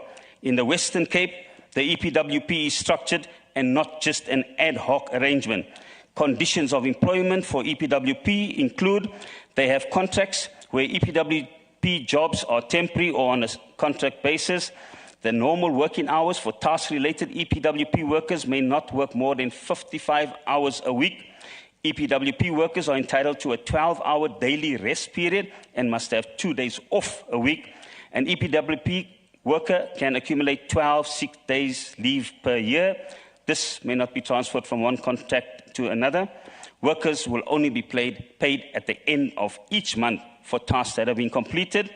Employers must ensure the working environment is healthy and safe. A worker must use any personal protective equipment or clothing issued by the employer and work in a way that does not endanger his or her health and safety or that of any other person. EPWP workers receive a certificate at the end of the project, which reflects any training received by the worker as part of the work that was performed by his or herself. The committee was informed by the department that they will implement 184 projects with a budget of 869 million rand. However, it is also mentioned in the same breath that the construction mafia is a threat. The department is committed to the theme raised during the opening of Parliament by the Honourable Premier that states Eastern Cape's time to thrive is now. There was no clarification on who he was referring to, whether it's the construction mafia or whether it's the potential beneficiaries of the Public Works Programme. I make that statement because the political overview in the department states that the department faces challenges such as high-tech vandalism, illegal occupation in its property portfolio. The issue regarding illegal occupations and evictions is strange. Of the 516 cases, most of them have been referred to the state attorney and not yet finalized. The report submitted to the committee indicated that a total of 36 evictions are scheduled to be carried out and completed before the end of the financial year. Furthermore, the illegal occupants are known to the department as they hold leases, but they have failed to adhere to the payment of market-related rental. Only 9 eviction orders have been executed, and the department has processed and approved 13 applications for new tenants to occupy the houses where eviction orders are to be implemented. The 250 units at North Crest Flats were brought before the court, and the case has been referred to arbitration with the Department of Public Works and Infrastructure to negotiate terms of eviction. That is strange. 2 minutes left, Honourable Speaker, a concerning repetitive finding is the termination of projects due to poor performance of service providers. For years, the Democratic Alliance have impressed upon provincial departments the urgent need to blacklist non-performing contractors, but the same incapable and non-performing contractors keep being appointed at a massive cost to the department and ultimately the taxpayers. Projects that should have been completed up to 5 years ago are still standing incomplete, while the Department of Public Works perpetually continues working and spending on these projects. It would be very enlightening to know how many of these contractors have been blacklisted by the Department of Public Works, how much money was recovered by the Department of Public Works in penalties for missing completion dates, how much money has been recovered for shoddy workmanship. Lastly, Honourable Deputy Speaker, it is clear that unless something drastically is done in this department, a clean audit will only be a pipe dream, and we will continue to see audit findings that are concerning because they are avoidable and repeated year in and year out. Irregular expenditure remains a hindrance to an improved audit opinion. Some reasons given for the audit opinion are that effective and appropriate steps were not taken to prevent irregular expenditure. Most of the irregular expenditure was caused by non-compliance with supply chain management, extension of leases without following procurement processes, variation orders not approved, and payment of expired contracts, amongst others. I thank you. Thank you. Thank you very much, Honourable Member. I now call upon Honourable Aloni. Honourable Aloni, you have 5 minutes, and it starts now. Thank you, Deputy Speaker. Protocol observed. The EFF categorically rejects the budget vote for public works and infrastructure. This budget vote bluntly fails to address the deep-seated problems in this department. This department responsible overseeing the government's immovable assets is in shambles. There is no updated and accurate asset register. Key government buildings are falling apart. Some have remained vacant for decades, and instead of addressing these issues, we waste billions of taxpayers' money on rent for private office spaces.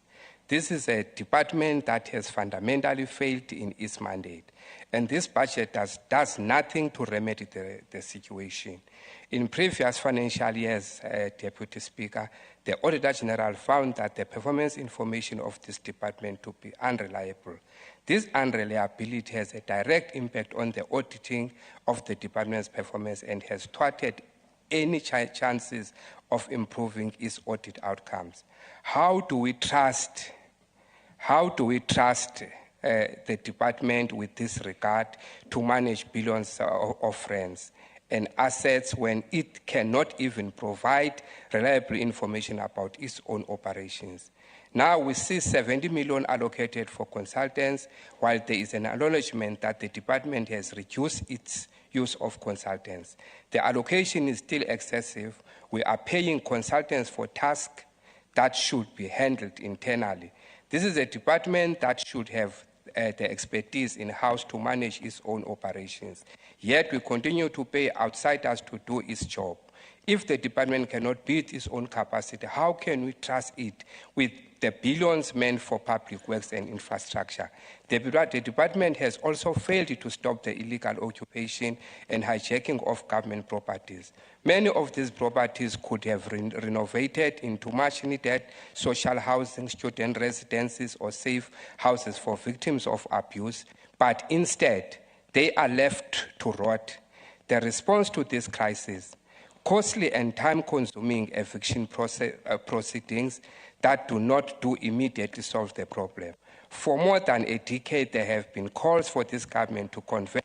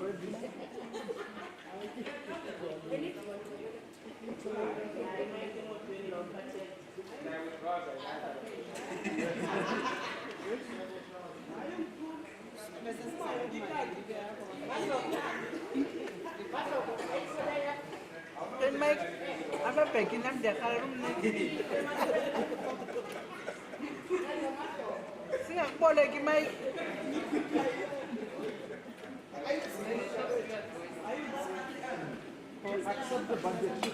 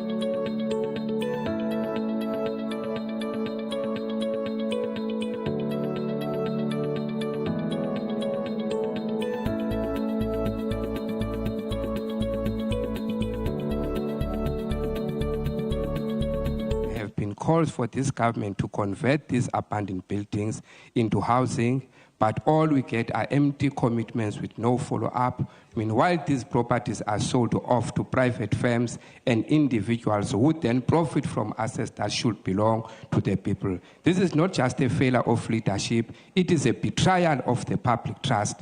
Why should private firms make millions of government properties while ordinary South Africans struggle for decent housing, while our government cannot generate its own revenue and entirely depends on allegations from Treasury?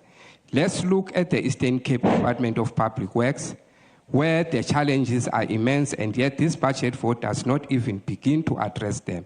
In the news, we have seen public works employees forced to sleep outside the post office for the entire week. This is not just a breakdown financial management, but a total collapse of governance. How can we expect these employees to carry out their duties when the department cannot even pay them on time? The department's workers are the backbone of this department, are treated with utter disrespect and disregard, and this budget does nothing to improve their working conditions or payment systems. And then there are long-running legal disputes such as the infamous 17-year battle the Eastern Cape government has been embroiled in. After 17 years and millions in legal fees, what do we do? Another defeat for the province and no tangible results for the people. This legal wrangling is a stark example of a department wasting public resources on endless court battles instead of delivering services. Why is this tolerated? We also cannot ignore the fact that this department has been mismanaged for years.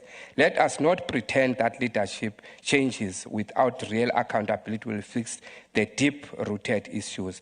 This department requires structural reforms, not just reshuffling of leadership. Finally, thank you, Honorable Aloni. Time for 5 minutes. Honorable Ma'am. I now call upon Honorable Mchachubana. Honorable Mchachubana, you have 14 minutes and it starts now. Thank you very much, Deputy Speaker, the Honorable Premier of the Province, Honorable MECs, Chairperson of the Portfolio Committee, members of the Portfolio Committee, honorable members. Receive my warm and deepest greetings. I am sincerely honored to stand before this august House on behalf of the ANC to affirm the people-centered budget vote as presented by the Honorable MEC. Chairperson, today is not an ordinary day in history of this country. The gigantic youth organization, the ANC Youth League, celebrates its 8 years of existence, an immense contribution to the liberation struggle of South Africa. The ANC Youth League is a revolutionary port that prepared and produced giants who braved their lives to fight against secular colonialism and apartheid in South Africa. This generation served as a catalyst in the liberation struggle and brought the apartheid regime on its knees in 1994. If it was not for this generation, Chairperson, the generation of Nelson Mandela, Oliver Tambo, Walter Sisulu, and many others, we will not be gathered under this house in our diverse nature.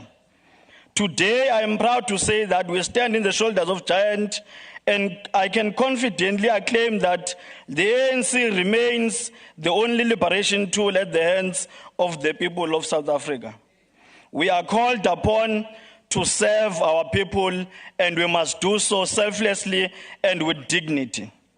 Honorable Chairperson, this budget vote is not merely a presentation of statistics, but provide a blueprint of work in progress and tangible solutions to the challenges that are facing our people. The Economic Reconstruction Plan places infrastructure at the heartbeat of economic growth, environmental sustainability, and well-being of our society. Infrastructure stimulates economic activities, job creation, and enhanced productivity.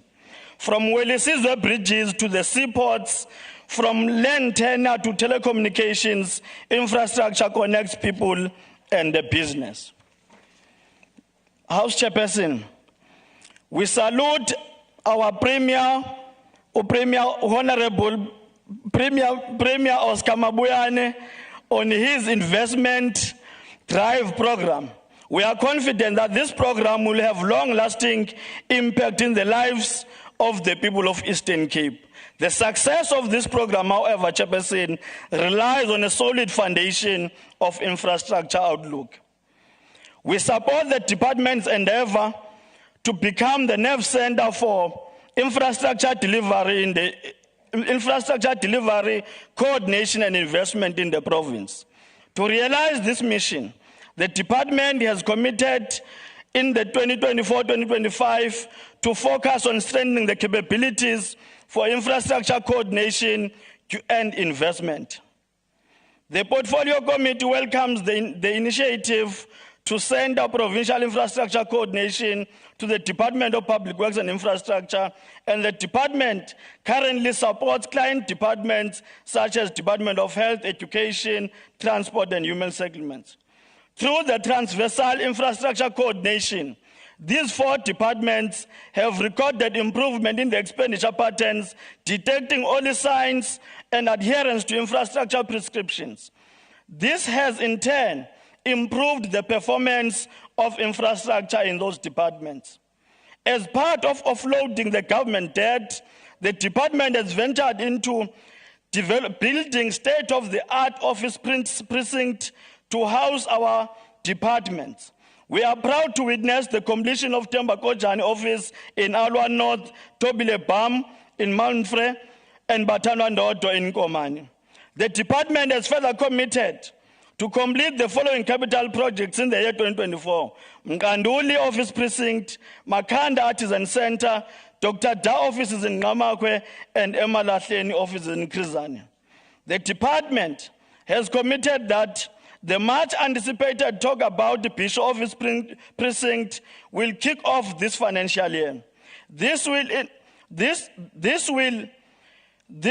is the biggest project to be implemented by the department through the PPP program at a value of 1.6 billion. The completion of this project will reduce the budget pressures on the department and boost the economy of Bisho and surroundings. The Portfolio Committee will monitor these projects and ensure that they are completed within the stipulated time. Honorable Chairperson, despite the numerous strides done by the ANC government to alter the legacy of apartheid colonialism, 30 years on, the commanding heights of our economy remain in the hands of the few, whites and male-dominated. Angeke kuhlale kunjena, Chairperson. We commend the department in its decisive and intentional decision to transform the ownership patterns in line with our transformational agenda. In this regard, the department from the start of the 6th term started at 44% black landlords in the lease portfolio, but now it stands at 65% by the end of the 6th term. We further commend the department's reduction in the use of consultancy and further call on the department to work towards building state capacity to save costs. Chairperson, women are an integral part of our heritage. We will always cherish their indelible contribution to the liberation struggle. Committee Sotuela Umwazi, Department House Chairperson of Public Works and Infrastructure, for affirming women in leadership. Kungoku, the department stands at 60% women representation in the senior management. We implore the department not to regress on this milestone. House Chairperson, statistics reveals that poverty, property and construction sector remain male-dominated space. To avert this situation, the department in the previous term supported 19 women-owned contractors to a value of about 35.6 million, and the department has further convened a Women in Construction Summit to provide solution to the bottlenecks that confront women in the property and construction sector. In 2021, the President of the Republic of South Africa, President Ramaphosa, declared gender-based violence as a pandemic that is ravaging our communities. He further called upon the citizens of our country to stand up and fight and uproot this scourge in our communities. Chairperson, as the Portfolio Committee, we commend the work the department has done setting aside properties, including closed schools, for the repurposing and supporting of gender-based violence victims.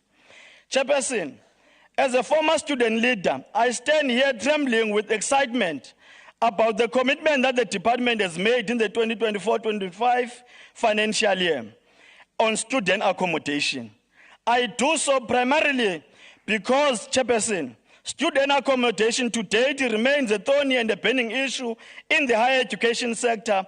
Majority of students, particularly women, end up being victims of blessers and some exploitation of private landlords. We implore the department to move swiftly and work with private partners and other relative stakeholders of the higher education sector in order to realize this vision.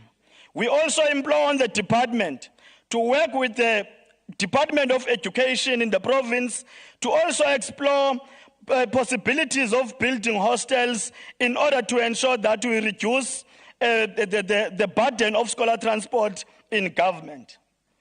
Chairperson, unemployment is a ticking time bomb in this country. If we do not pace up our interventions, it will explode to levels where we do not control.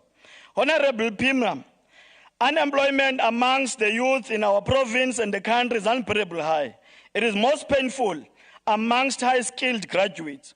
We appreciate the commitment by the Honorable Premier in our province, placing on top of the agenda and employment creation in this administration. History, Honorable Premier, cannot be altered. We know where we come from, and we certainly know where we are going. Indeed, Eastern Cape will thrive. We welcome the commitment to create 5,000 work opportunities in the 2024-2025 financial year through leveraging on capital and maintenance of infrastructure projects in the department. We appreciate that the phase 5 of the EPWP program was launched in the Eastern Cape, signaling the deliberate intentions of our government to prioritize job creation in the Eastern Cape.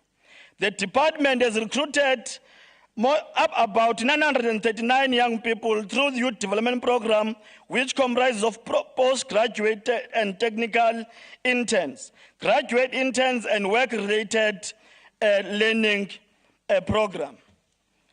Furthermore, the department has collaborated with the National Youth Service and Up to Code program. They have trained about 1,458 young people that are not in education, employment, and training. We welcome the new revitalized, rebranded, and innovative EPWP Phase 5 program that will create about 5 million jobs for the people of South Africa in the next 5 years. EPWP is indeed no more Kambalala. In response to micro, small, and medium enterprise development program, the department has supported 50 youth-owned contractors at a value of about 307 million and 90 women-owned contractors at 35.6 million. The department has further supported contractors through integrated development program by training, awarding projects, and facilitating access to finance.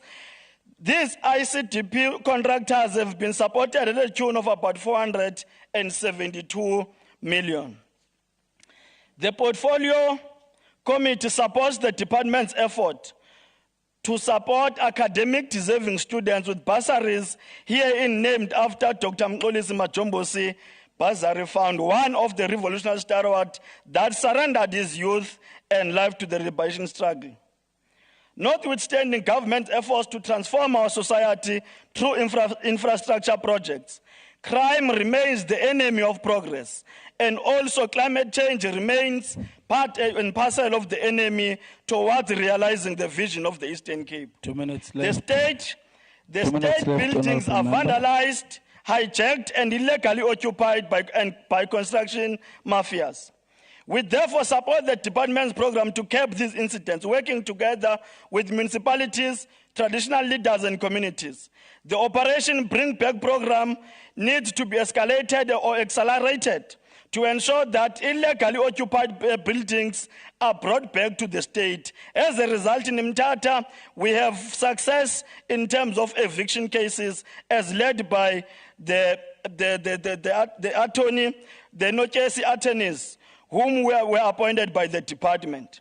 Operation Kusela and Operation Olasela programs must be supported by the committee in order to ensure that projects are completed on time and no construction mafias can stall progress. Chairperson, as I end with a quote that comes from an African revolutionary, Amika Cabral, who said, "Always bear in mind that the people are not fighting for ideas, for the things in anyone's head. They are fighting to win material benefits, to live better and in peace, to see their lives go forward, to guarantee the future of their children." Honorable Chairperson, the people of this province and the country have spoken. Their message is very clear. They don't want this bickering. They don't want the back and forth. They don't want ideas. They want tangible solutions to change their lives. The legislature must firm up its oversight mechanism and ensure that the departments deliver on their commitments without fail. No rands and cents must be lost in corruption. A clean audit must be followed by impactful interventions. The youth of our province has placed their hopes and aspirations in our shoulders. They send us to ensure that we safeguard their interest, be their advocates, and show service delivery to their communities. We accept this moment task and commit that we will dare not fail in our line of duty to provide oversight. The struggle for economic emancipation and social change continues. The ANC supports budget vote 5. Thank you very much, Chairperson. Thank you very much, Honorable Mchachubana. I'll then call upon Honorable Ngata, who is standing in for Honorable Luciti. You have been allocated 10 minutes, Mkaban, and your 10 minutes starts now. Thank you, Deputy Speaker, the Honorable Premier, members of the Executive Council, the members of the Provincial Legislature, distinguished members of the Portfolio Committee, and thanks, Honorable Mchachubana, for covering us in many other areas. For some members do not respect the truth, and they abuse the privilege. They abuse the privilege of standing here. And the heads of the department and Ms. Nomandela and other officials, there was an acting HOD for the department, government officials, esteemed guests, ladies and gentlemen, it is both a privilege and an honor to stand before you today as we receive and welcome the oversight report on the budget and policy speech of the Department of Public Works and Infrastructure. I extend our sincere appreciation to the Portfolio Committee for their diligent work in assessing our department's efforts and contribution towards development of our province. Your oversight role is a cornerstone of our democracy and ensuring that our work is aligned with the needs and expectations of our citizens.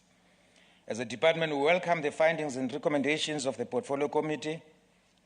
We see this report as a critical tool for reflection and improvement, guiding us on a journey to enhancing service delivery and infrastructure development in the Eastern Cape.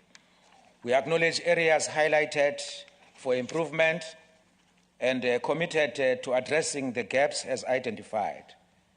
One of the key priorities of our department is the coordination of infrastructure development across the province, which is a meaningful impact on socio-economic conditions of our people.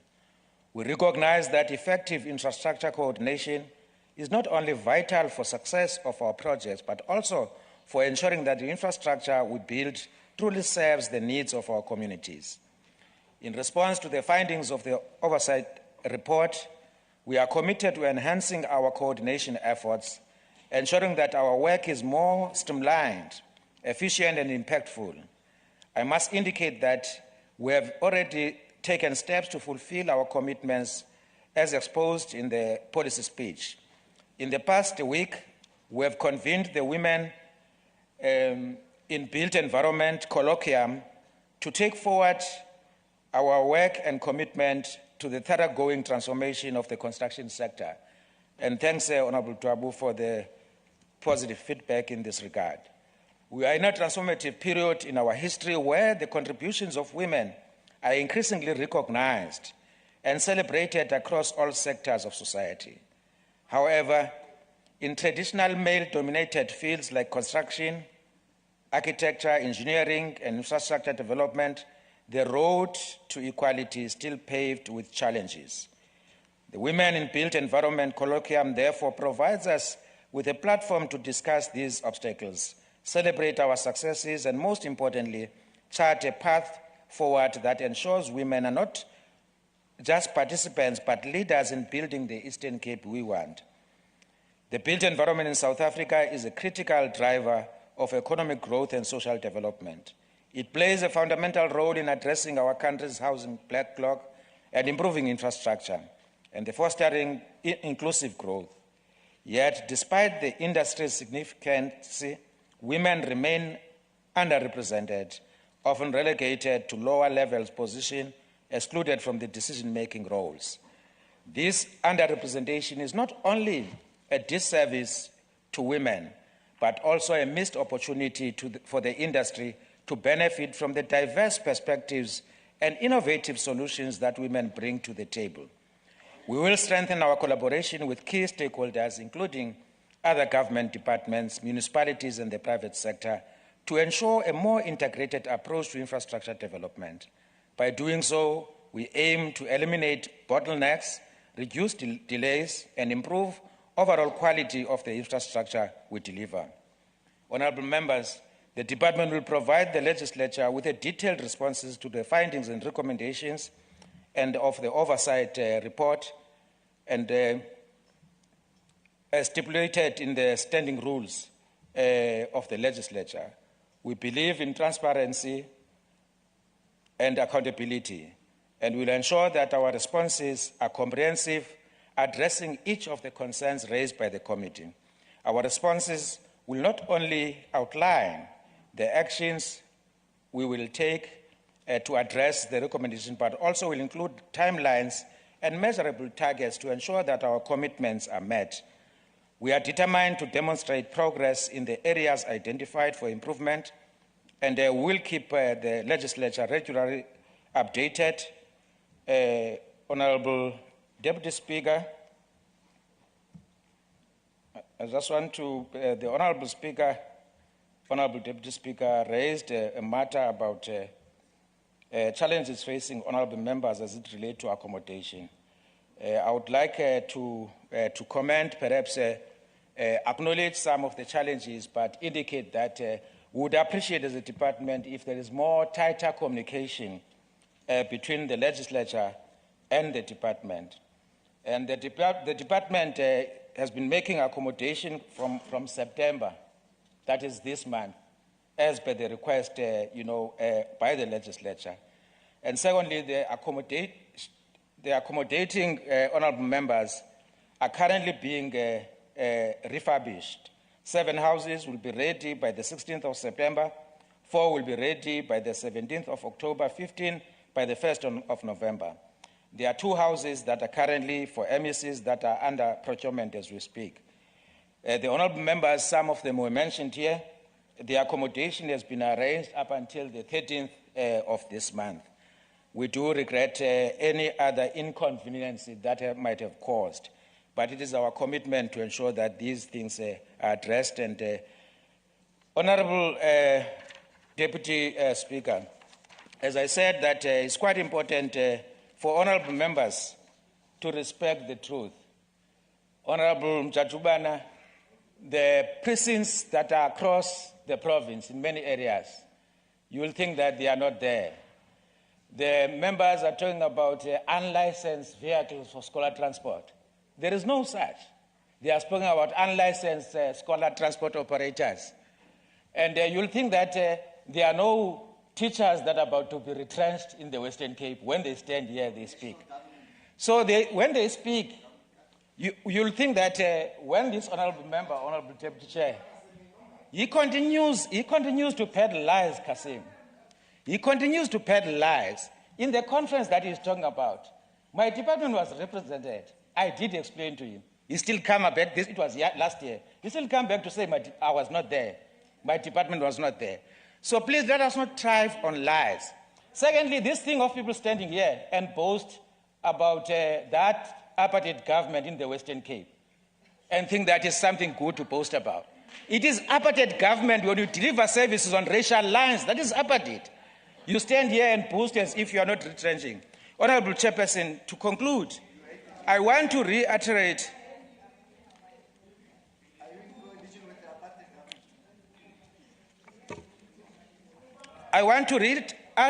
our department's commitment to working closely with the legislature and portfolio committee, and your guidance is invaluable.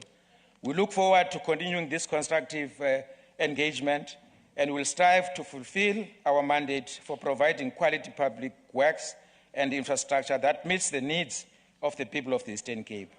This department remains crucial in shaping our province's socio-economic landscape, and our recent policy speech underscored our commitment to enhance public infrastructure, managing state assets effectively, and promoting sustainable development. Our plans aligned with the broader goals of economic recovery and growth, focusing on infrastructure projects that meet community needs, create employment opportunities, and stimulate local economies. Thank you once again for your oversight, honorable members, and support, and together we can build a province that is resilient, inclusive, not the ones that are racially exclusive, and prosperous for all. And thank you. Honourable Deputy Speaker, before the member leaves the podium, is he willing to take a question with his time? By the looks of things, he's not. Is he in coalition with the apartheid government? I wasn't sure. In a genuine. By the looks of things, he's not willing to take a question, honourable member.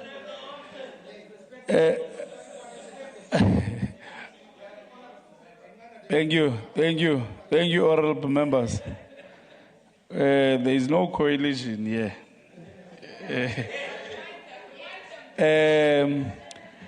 Honourable members, I put the report.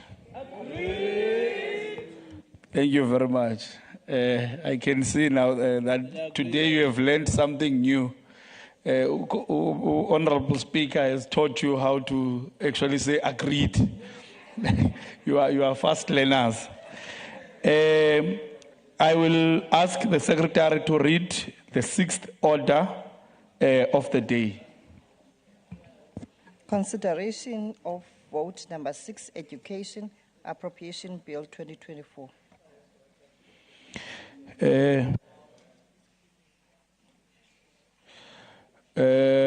Thank you very much, Sec. I will then call upon Honourable Pillay to come and present.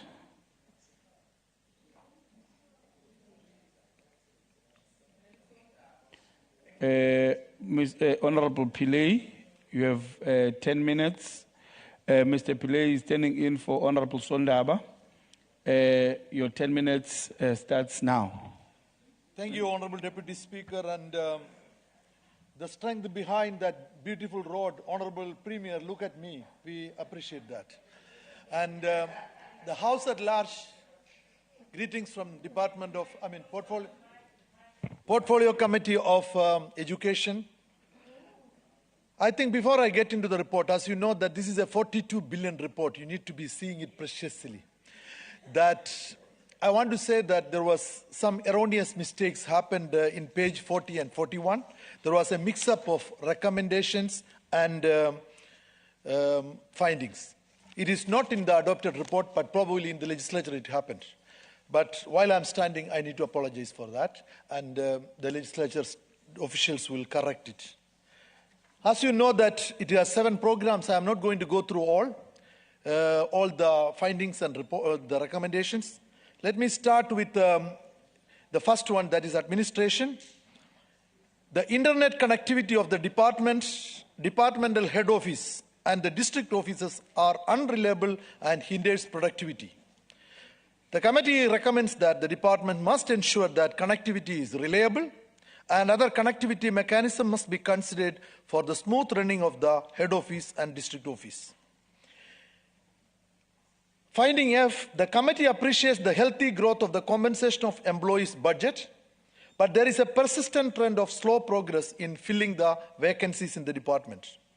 The recommendation is the department must expedite the process of the filling of vacant posts and must therefore ensure that all vacant posts are filled within the financial year.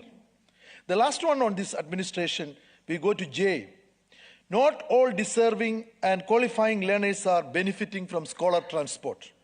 Our recommendation to the department must initiate an engagement with the Department of Transport, with the Office of the Premier, Treasury, and other relevant stakeholders to devise a plan for the transportation of all deserving and all qualifying learners.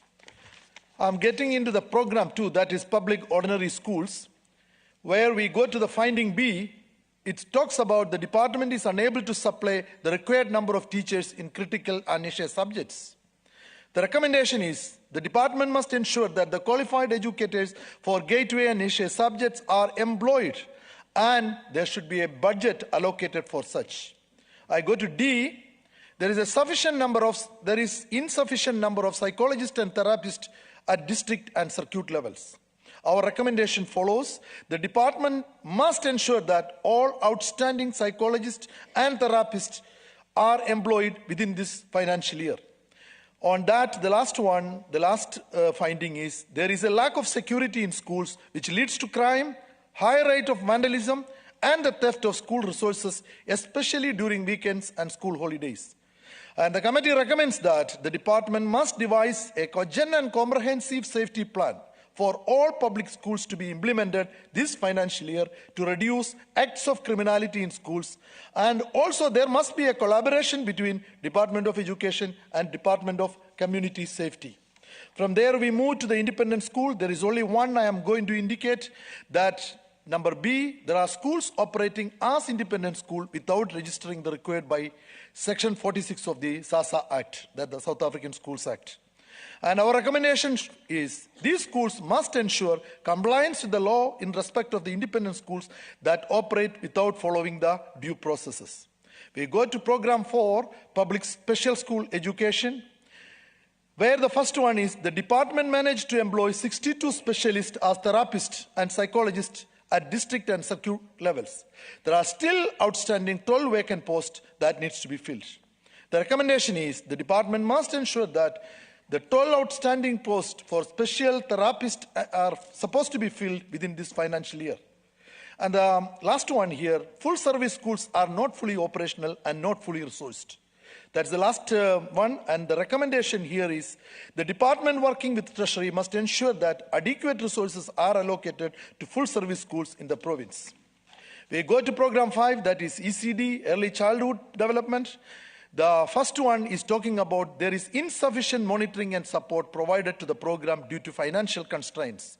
Our recommendation is the department must allocate enough funding to this program to ensure that monitoring and support is taking place. We go to the last one, that is ECD practitioners are not adequately trained and capacitated. The recommendation says the department must ensure that all grade R practitioners are fully trained and provided with a bursary to obtain the full qualification. We get into program 6, infrastructure development. The first one is A, talking about the department targets to provide 75 schools with adequate ablution facilities. The target is set against 427 schools with inadequate ablution facilities. The recommendation is the department must ensure that ablution facilities are provided as per required the norms and standards of the department. We go to E. The department struggle with the budget to address disaster schools due to financial constraints. Our recommendation reads, the department must approach the provincial treasury to plead its case for additional funding to address the damage caused by schools by disasters. And the last one in this program 6, there are some contractors who abandoned sites leading to the stalling of infrastructure projects. We recommend the department must launch an investigation into the abandonment of projects by these companies and must put in place mechanism to recoup the funds that have been unduly paid to them. The department must also consider blacklisting the companies who abandoned the project without valid reasons. This takes me to the last program, that is examinations and education related service. The first one is talking about there is inadequate number of subject advisors and inadequate resourcing of subject advisory service officials to effectively support curriculum delivery. The recommendation is the department must employ subject advisors and adequately resource them with basic tools of trade. And the last one on that is talking about the department has set a target of 85% metric grade 12 pass rate during the 2024-25 financial year. And the recommendation is the department must vigorously implement this plan to ensure that the set target of 85% is achieved without compromising the quality of grade 12 passes. This takes me to the general findings. General finding number 1, the internet connectivity at the departmental head office and in district office, as it was mentioned earlier, is unreliable. And the recommendation, the department must ensure that the connectivity is reliable and mechanisms must be considered for smooth running of the head office and district offices. Number 2, the decrease of the budget of Human Resource Development Sub-Program, that is HRD, will have a negative impact on the development of skills, attitude, and knowledge. The department must ensure that there is adequate budget for the allocation of HRD, that is Human Resource Development, particularly for capacity development, capacity building for departmental staff. Number 3, there are still outstanding payments on leave gratuities for ex-employees. The delays on non-payment of these leave gratuities have resulted in the accumulation of accruals. The department must engage with the Office of the Premier. Sorry.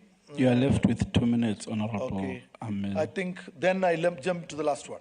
The department is faced with the challenge in filling its critical senior management services post in the current financial year due to the financial constraints.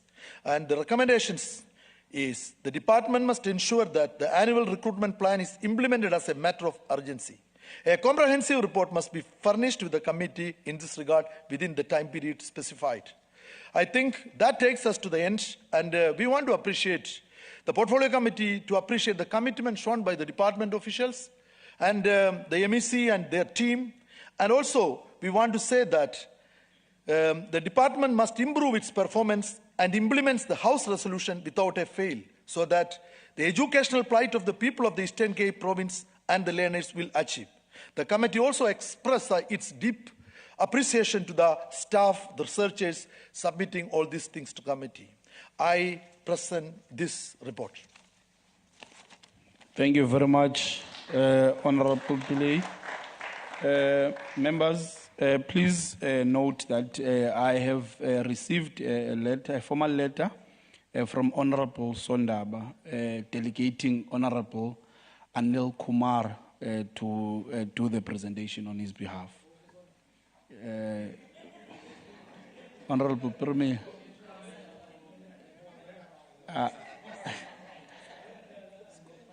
Ungaphe Zimbabwe. Honorable members, are there any clarity-seeking questions to the presentation? Honorable Kasim.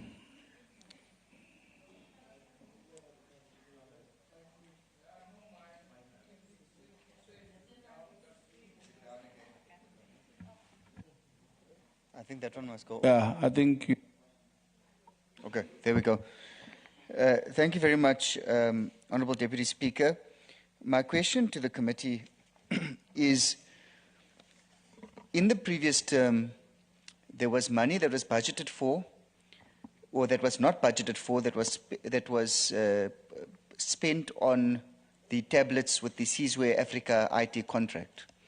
Now, I'm not going to go through the whole story, but we know that those tablets are still gathering dust and have become obsolete because of the SITA court case. Is there, has this matter been scrutinized by the committee to establish whether or not there is a contingent liability that will be owed by the department to Seasway Africa IT Group for that over R500 million contract for tablets that was only used for a few months by matriculants? What exactly is happening with that, and how does it affect the current budget that we are considering, Honourable Deputy Speaker? Thank you. Thank you. Honourable Pillay. Thank you very much for that question. I think the committee extensively discussed this matter. And at the moment, no budget is affected by that process. But this matter is still on a court case, on a court outside settlement. It's a sub judice matter. We cannot further details to be provided here. Thank you. Thank you, Honourable Pillay. The matter is sub judice, so they say. Any clarities to the MEC? Honourable Kasim.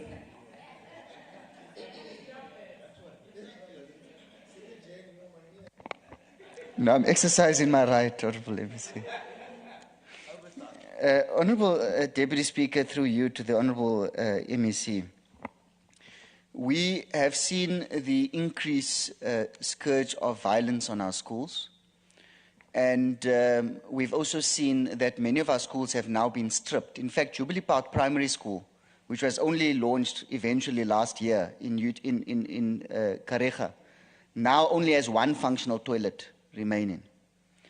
I haven't seen anything in the budget that speaks to how can these schools be assisted outside of the limited maintenance budgets that are available to them, because those maintenance budgets will not be able to really restore the damage. And these are new assets, like Jubilee Park, it's a new asset. Is there any plans from the department, Honourable Deputy Speaker, to make money available to schools like Jubilee Park Primary and other schools that are affected by this phenomenon to be able to make them whole? Or are they going to just be told, no, you must try and do what you can from the maintenance budget? And then my second and last question, Honourable Deputy Speaker. When the High Court made a ruling on provision of textbooks, the wording was very specific. It said that the department has an obligation to provide. We've seen the budgetary implications. Is there any plan from a budgetary perspective to actually ensure that there's sufficient funds available to renew the textbooks that are in circulation for schools, so that it's not just ordering from the paper budget, but every learner for every subject would have a textbook in our province? Thank you, Honourable Deputy Speaker. Thank you. Honourable MEC, I think Honourable Kasim has taken a lot of time while asking those clarity questions. There is only 2 minutes that's left for you to respond. Thank you. No thanks, Deputy Speaker. Let me take this opportunity to greet you, greet Premier and the entire House. Let me start with the LTSM order. Deputy Speaker, we have got a hybrid approach on the LTSM in the context of the evolution of the current sitting policies in the basic education in the country. We are migrating to digital learning material now as a country, so which then begins to offset that question of a textbook, which might end up being either lost in the process or vandalized in the process, or not attained in terms of the retrieval policy of the institution of learning. And precisely because of what exactly the honorable member is raising. So because it's quite a bit expensive for you to have a one textbook per learner currently in terms of the fiscus in the country. So it's a national question that is almost beleveling the sector in general. On the second question is the Jubilee Park. The honorable member is correct, but one question that informs that discrepancy. When the school is built for 500 kids, for example, in terms of the learner population at the time, the decision about the design and all the architecture that was proposed and adopted. But when it is completed, precisely because of the competitiveness of the schooling system you have in the country, you ended up having doubled the number of the original number that the school was built for. And hence again there, we opted to have two parallel processes now. One that deals with the building of the new schools, and the other one that talks to the maintenance, your beautification of schools or rehabilitation, if you like, which has been assigned 1 million per school. So we have taken this project back to that particular process because you are not going to build in terms of the infrastructure that is needed at that particular level. So that's the quagmire, Chair. There is a contestation between admission and the demand. We admit more than the capacity of the institution that has been built. So that's one area of concern that I think will follow up other aspects, Chair. Thank you so much. Thank you. Thank you, Honorable MEC. I will then call upon Honorable Hendricks to come and debate. Honorable Hendricks, you have 9 minutes, and your 9 minutes starts now. Thank you. Thank you, Honorable Speaker. Honorable Premier, now in presentia, and your executive and all members of the House present. Greetings to all of you. There are none so blind and disillusioned as those who only see the successes when there's chaos all around them. Honorable Premier, in your Ola speech, you noted that education is not a privilege, but it is a birthright of every individual. This birthright coincides with the right to basic education as explained in Section 29 of our Constitution. These rights further place an obligation on our government to respect an individual's right to education. Sadly, this obligation is in stark contrast to the realities that many of our teachers and learners are facing. Most notably is the realities around infrastructure and school safety. But before I get to those two, the Department of Education is targeting an 85% matric pass rate for the class of 2024. Yet we have repeatedly reminded the department of the dropout rate. When looking at the number of learners enrolled in grade 10 in 2021, compared to those who wrote matric in 2024, there's a staggering 42,000 learners who never made it there. When you factor these into the equation, the real matric pass rate drops from 81.4% to a dismal 56.4%. Honourable MEC, we need to strive for a qualitative and not a quantitative approach. The DA has repeatedly called upon the department to put systems in place to track these dropouts and to encourage them back into the schooling system. Furthermore, there's a new reality emerging that is not on the tongues and lips of the public.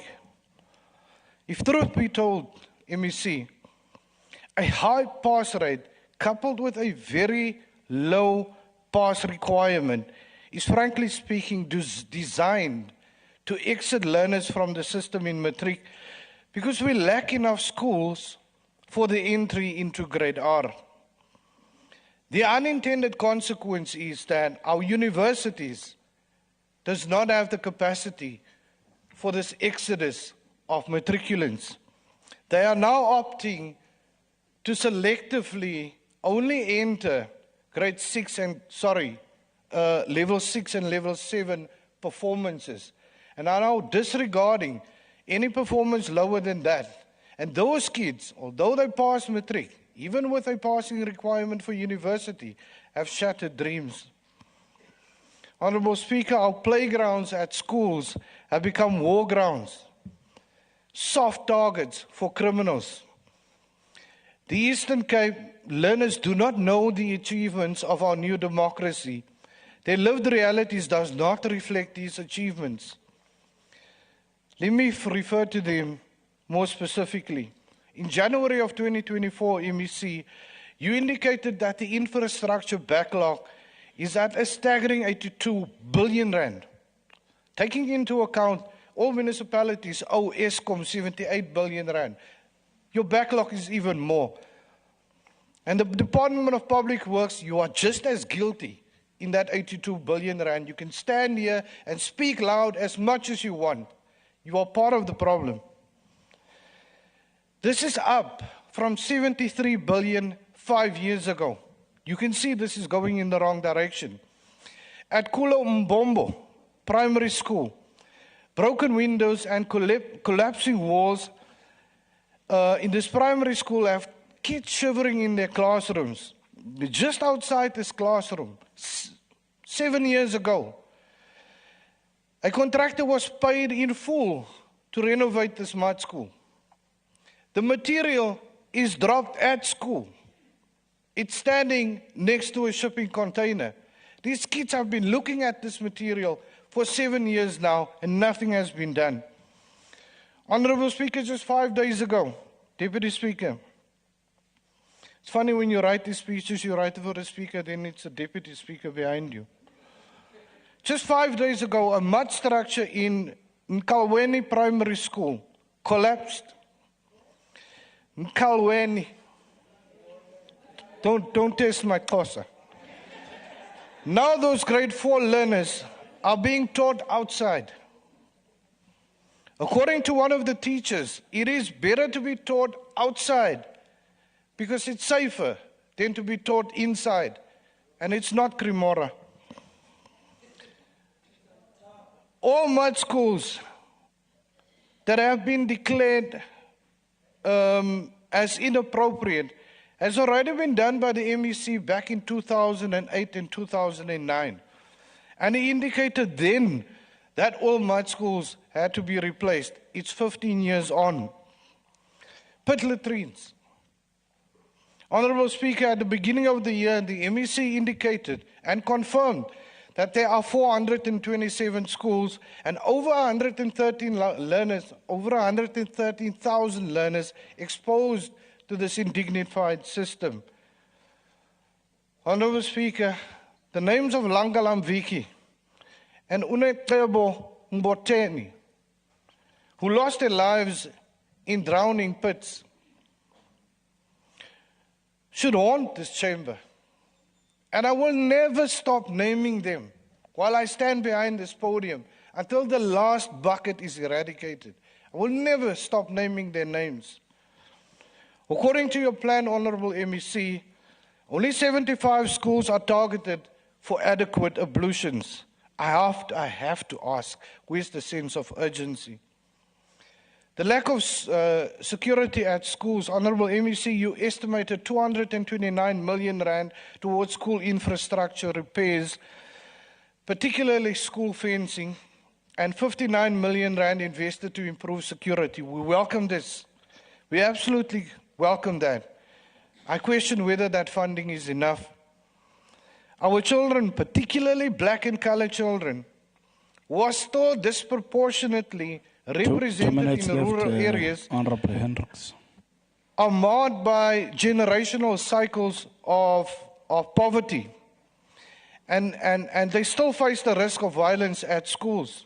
Over the past year alone, 131 schools in high crime areas have been targeted with violence. Chair, I will try to rush through. Let me conclude. We indicated, yourself, as well as the Premier, that education is a birthright, and the Department of Education agrees. I cannot in good conscience support a budget where 1.4 billion rand is earmarked for public ordinary schools against a backlog of 82 billion rand. It's less than 2% dent in your backlog. Does it actually make sense? At this rate, Honorable MEC, we are doomed for collapse. We speak of birthright. The Holy Bible also speaks of birthright. In Genesis 25, verse 34, it says, then Jacob gave Esau bread and lentil stew. And he ate and he drank and he rose and went his way. Thus Esau despised his birthright. May I never live to see the day where the kids in the Eastern Cape despise their birthright. Thank you, Chair. Thank you, Honorable Hendricks. Honorable members, we can use these two chairs as well if maybe we don't want to sit here, but all three chairs, we can use them, preferable these ones. I would like to then call upon Honorable Jolie. Honorable Jolie, you have 5 minutes, and your 5 minutes starts now. Thank you. Thank you, Speaker. Deputy Speaker. Dibulisa QFF caucus, Kokelong Commissar Vena. Deputy Speaker, Premier, honorable members, guests, whose Jumbanengos are good. Deputy Speaker, it is with great sadness that I come on this platform to address the plight this province is subjected to under the Department of Education. EFF rejects this budget because there's an outcry from different communities in this province. In Sakisizwe, Ekala, for example, Emnxe Primary School, abazali are forced to pay donation fees. Those that do not contribute, majority of that community is unemployed and is dependent on social grants just to sustain their families throughout the month. Xa kufuneka bejongene nokuthumela donations esikolweni nithi mabaphile njani. Kanti xa nisithi nithumela funding ezikolweni nithumela funding ngokwenyani okanye nibhizi ne-ghost funding, MEC? We cannot condemn extortion tendencies as we already facing a pandemic in this regard and allow our schools to extort funds from e-parents. Deputy Speaker, in 2024, 30 years into democracy, we still have schools that use pit latrines. How many more children must die falling into pit latrines before your department takes issues seriously? Or is it because your children never had to experience this dehumanization of our people that you do not care? 30 years into democracy, the basic human right, a right to water and sanitation, is being violated by your department in these schools. Every time the Premier takes the podium, Deputy Speaker, he ensures the province that Lomcimbo's toilets will be a thing of the past. Cabakele pastor solo ke thetha ngayo dia ayidifike nivuke nisebenza amaqabane kaThami. But siselapho njalo, there are a number of newly revamped schools across the province with supposedly flushing toilets but no water supply. Ibulelani Senior Secondary School in Enoch Mjima is one of many. We cannot deprive these schools of a basic need.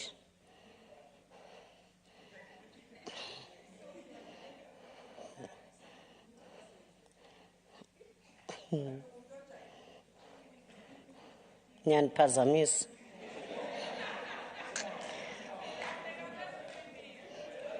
2 minutes left, honorable member.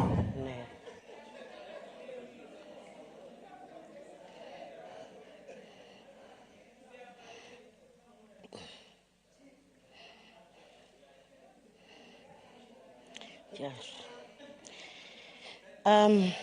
Non-teaching staff like security personnel and general workers, administrators should be absorbed as permanent staff by the department. Babhatalwe department, bangenzelelwa ngabahlali.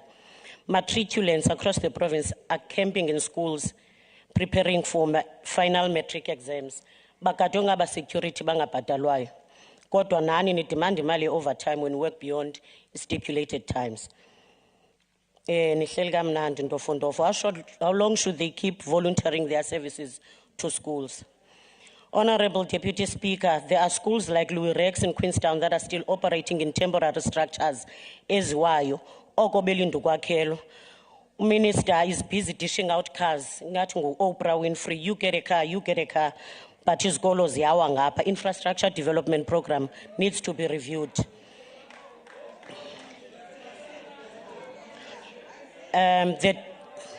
There's a lack of e-vetting system in the department. In the past week, the Department of Justice system sent a list to the province stating that there are 370 Eastern Cape Department of Education employees that appear on the National Register for Sex Offenders list. This is a great concern, Kebotata, given the number of pregnant minors in our schools.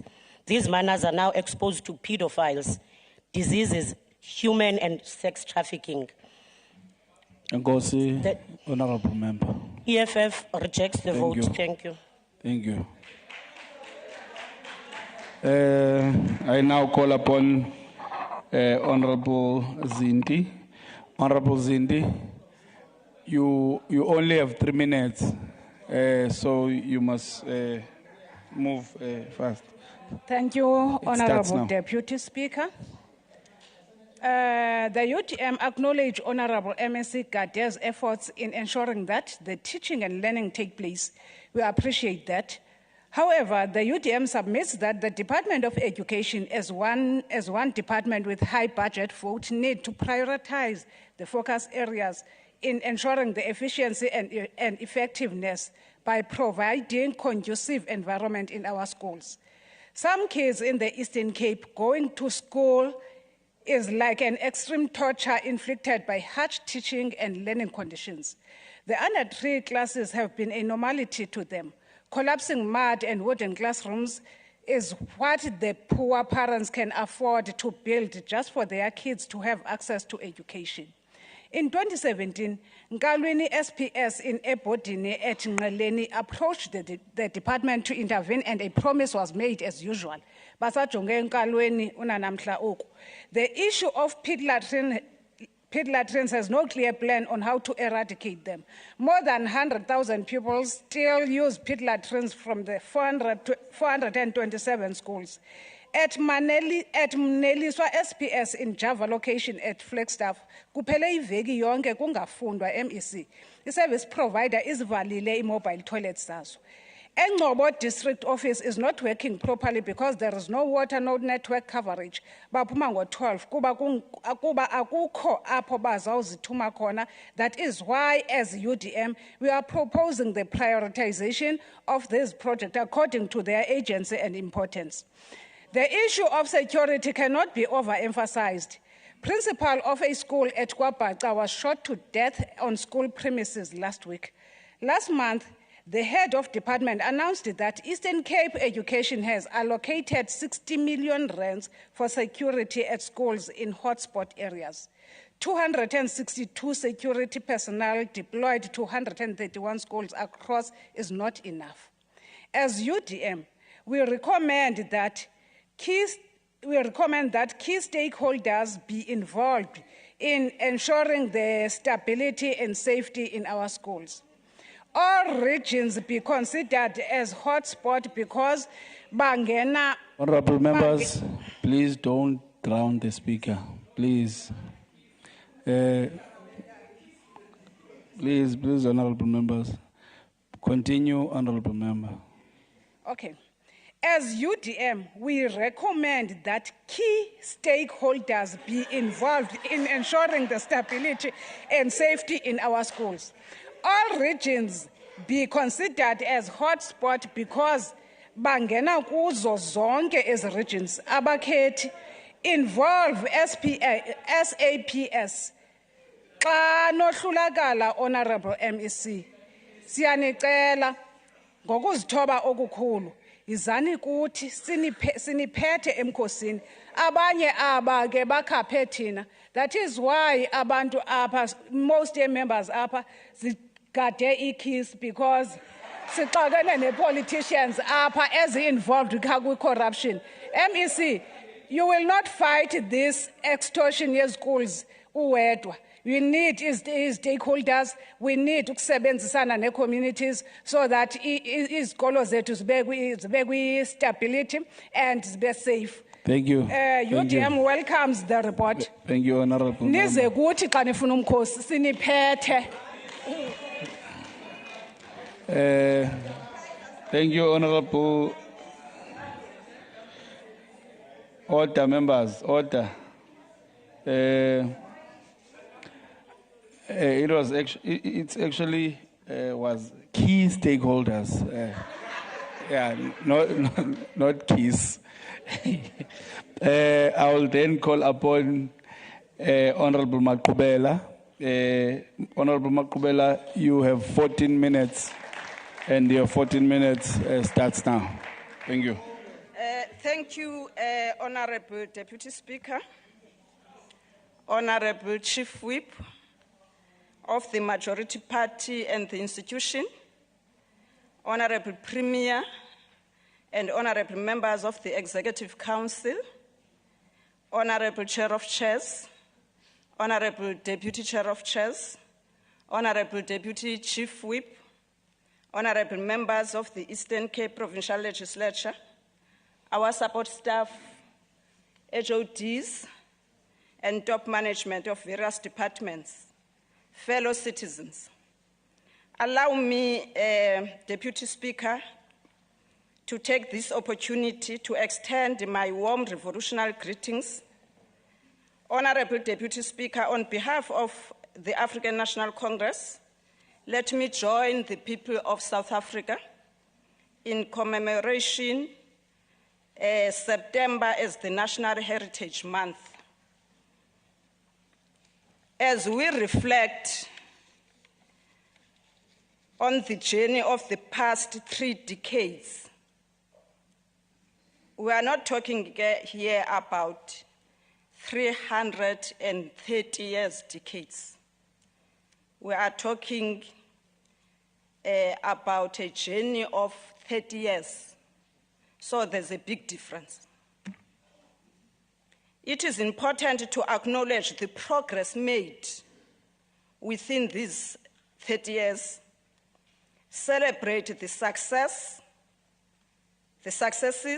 and recognize the challenges that remain.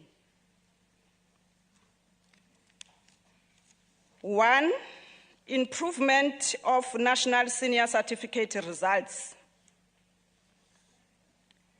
Improvement of metric results is an outstanding 81.4% pass rate recorded by the Eastern Cape Department of Education. This reflects a commendable 4.1% improvement from the 77.3% achieved in 2022. Over the term, the Eastern Cape has witnessed a noteworthy shift from 76.5% in 2019 to the impressive figure of 81.4% in 2023, marking a 4.9% positive transformation. I don't know, maybe through you, Deputy Speaker, maybe other honorable members are not residing here in the Eastern Cape. They don't know this percentage. Furthermore, I wish to highlight the exemplary performance of the districts, particularly applauding the rural districts for their exceptional achievements that they don't even recognize. The top 5 performing districts in 2023 are as follows. Alfred Nzo East claimed the top district with an 85.1 pass rate, exhibiting an 8.1% improvement from 77% in 2022. Alfred Nzo West secured the second position at 84.2% with a commendable 1.5 improvement from 82.7% in 2022. Krisani East secured the third position with an 84.1 pass rate, showcasing a noteworthy 4.5 improvement from 79.6% in 2022. Joe Gabi secured the fourth position with an impressive 83.9 pass rate, marking a remarkable 12% improvement from 71.7% in 2022. Nelson Mandela claimed the fifth position with an 83.1% pass rate, reflecting a substantial 2.7 improvement from 71.7% in 2022.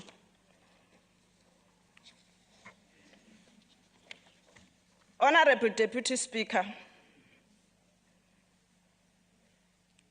the Honorable Hendricks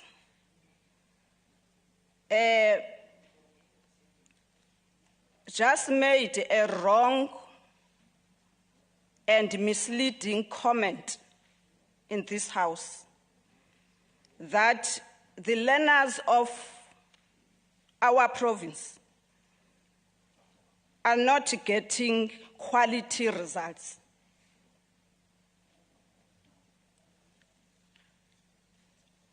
We commend the distinctions that the learners of Joe Gabi received.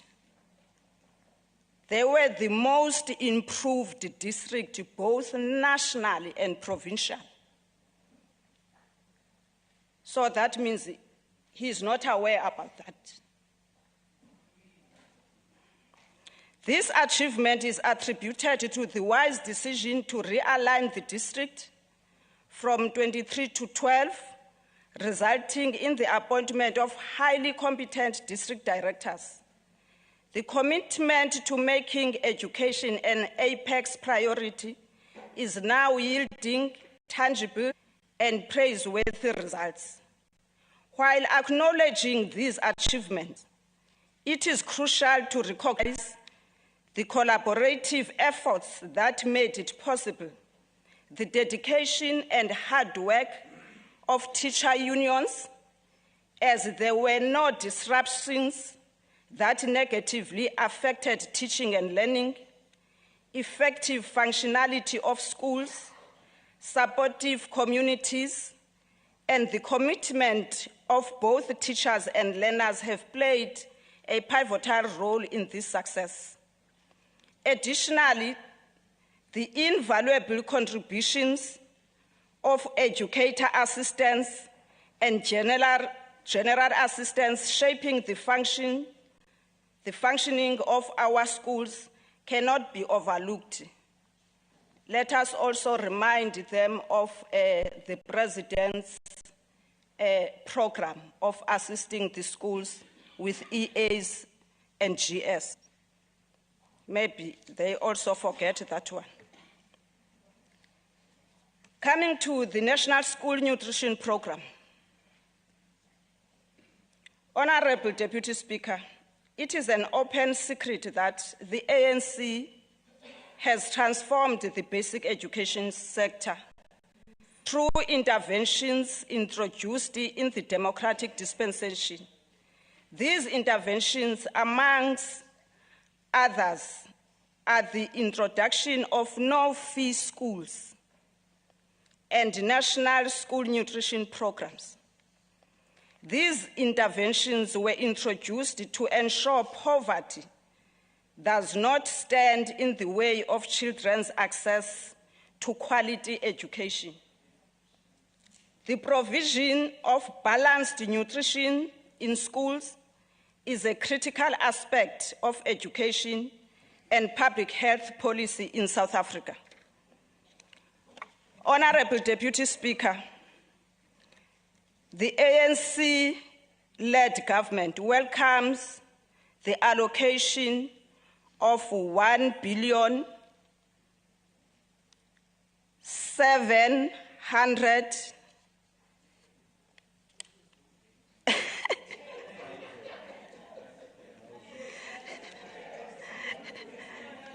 1.7 billion for 2024 to 2025 financial year to cater for the learners of the Eastern Cape across quintile 1 to 3 public schools. That is the learners coming from the most disadvantaged families. As we know, a hungry child cannot learn. Indeed, thanks to the vision and commitment of the ANC-led government, we have ensured that children in the disadvantaged schools are provided with nutritious meals. It is no coincidence that this has also led to a noticeable improvement in learner attendance and performance.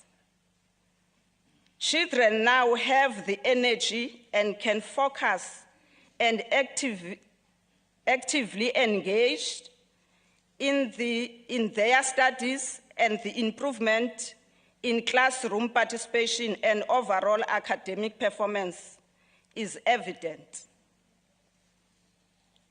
In addition to these daily meals, the ANC-led government also provides an additional meal in the form of breakfast to most impoverished schools, which are in quintile 1 to 3.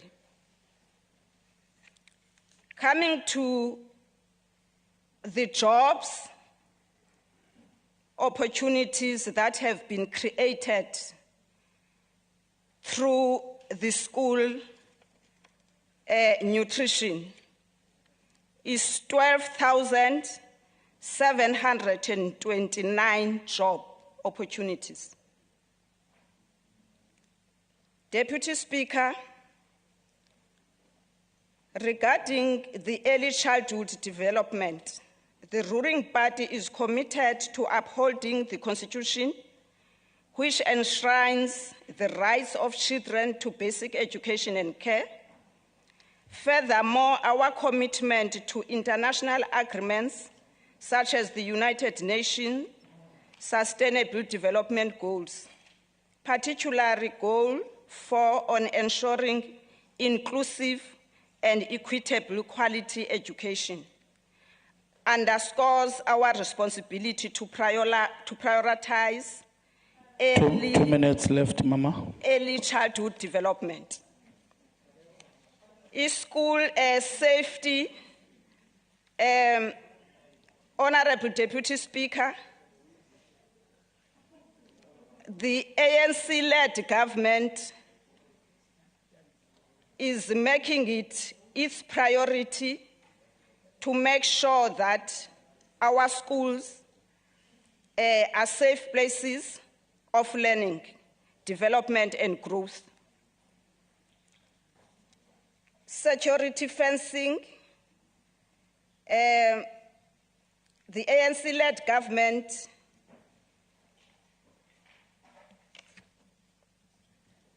is providing safe security fencing to tackle the issue of vandalism within our schools. In respect of infrastructure and ablution facilities,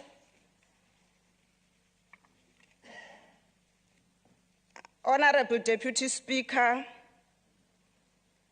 the ANC-led government is proud of the significant strides that have been made in improving the province's education infrastructure. Since the 2019 to 20 financial year, 104 state-of-the-art schools have been completed through ACD. Honorable Deputy Speaker, in the province, since the inception of the program of SAFE program, Thank you, Honorable Member. to deal with ablution facilities, 1,451 have been built. The ANC support the budget chair of this committee. Thank you so much. Thank you, Honorable Member. I will now call upon Honorable MEC Kade. MEC, you have 10 minutes, and your 10 minutes starts now. Thanks, Deputy Speaker, Premier, members of the Executive, Chairperson of the Committee, Whip of the Committee, and the members at large, DG and HODs.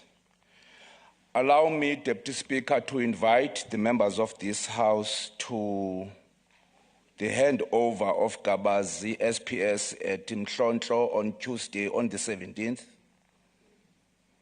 and invite the members of this House for the handover as well of Patilizwe School in Mpashe on the 19th.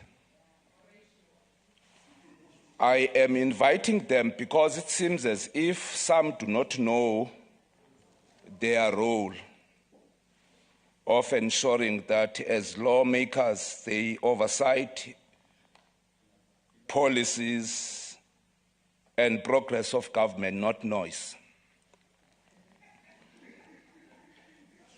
Honorable Deputy Speaker, let me correct Honorable Hendricks. Honorable Hendricks,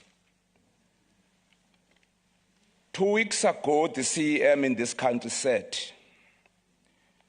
and it reviews the regulatory mechanisms on school funding norms, precisely because of the distortion that you are presenting into the House. And therefore, I would facilitate a meeting between yourself, myself, and the minister to take you through, so that as a lawmaker, you don't make unscientific noise, but you argue with concrete evidence and policy formulation. Again, Honorable Hendricks, when you talk learner attainment strategy and the quality of results in grade 12, this province has got Ulwazi, Toli, Pakamani as topping in the top 10 schools in the country. And Western Cape is not there. 2, the maths best teachers in the country are in this province, not in the Western Cape. The physical science best teachers in this country are in the province, not in the Western Cape. So when you argue for learner attainment strategy and the throughput thereof, you must understand the concept proper. Thirdly, if you talk about the post-provisioning declaration in terms of the legislations in education, is a provincial competency, not a national competency. That's why, in terms of law, declaration of post baskets must be done before the 30th of September.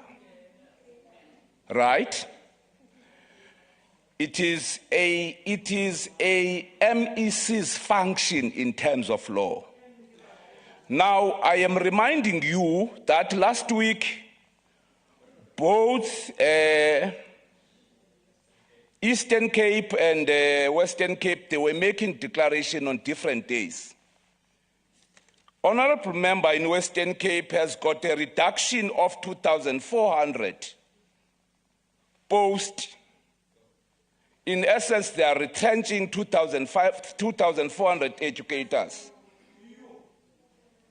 as opposed to the declaration that we made on Thursday last week of 52,817 to secure stability in the province and to reject any austerity that can result into job shedding. So asinandi sidibanisa nokuphelelwa kotishala imisebenzi here. The document, Honorable Hendricks, the CEM that sets last week, in terms of the infrastructure spending in this country, the Eastern Cape is at 143 million on overspending. The Western Cape is at 400 million on underspending on infrastructure. So when you talk about patterns of spending, you are likely to be taking the money to other provinces, because we are only left with 3 months now before the minister make a declaration on whether to reserve the monies there. So I'm saying you must be alive to science than to be alive to noise. The discussion in this House, Honorable Deputy Speaker, arrived just a week after the provincial government, led by the Premier, launched the broadcasting lessons and studios, which is nowhere in the country, which is going to be connected, in fact already been connected, into 1,000 schools, so that you can be able to retrieve the expertise of these excellent educators that I'm talking about. You undermine the school timetable and have a provincial timetable, in particular on hardcore subjects like your economics studies, your maths and science, so that when you connect those schools, you benefit from the best amongst the best educators that you have in the province. So I'm saying it's going to be important that we stop being proxies of the colonial regime, and we be the people of the province. We must stop being political tourists. We must stop being political tourists. Chairperson, in terms of the National Development Plan, the basic education in the province has been at the catalyst of the policy provisioning. And hence now, the basic education has agreed that there is no proper education outside of culture, religion, and language. And the debate about the mother tongue bilingual education that is going to start in grade 4 is informed by that science. Not noise, but science. So I am emphasizing again, Honorable Deputy Speaker, that the concept of the three-stream model as a realization that you need more skills, production, schooling sector in the country for the realization of the sector plan 2030 and the realization of the NDP. But you can't be able to 2 discuss minutes that. left, Honorable MEC. 2, yes. Okay.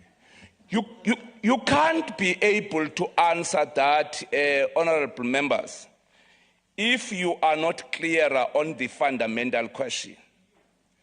Is the basic education in the country engaged on educational outcomes, or is it engaged on learning outcomes?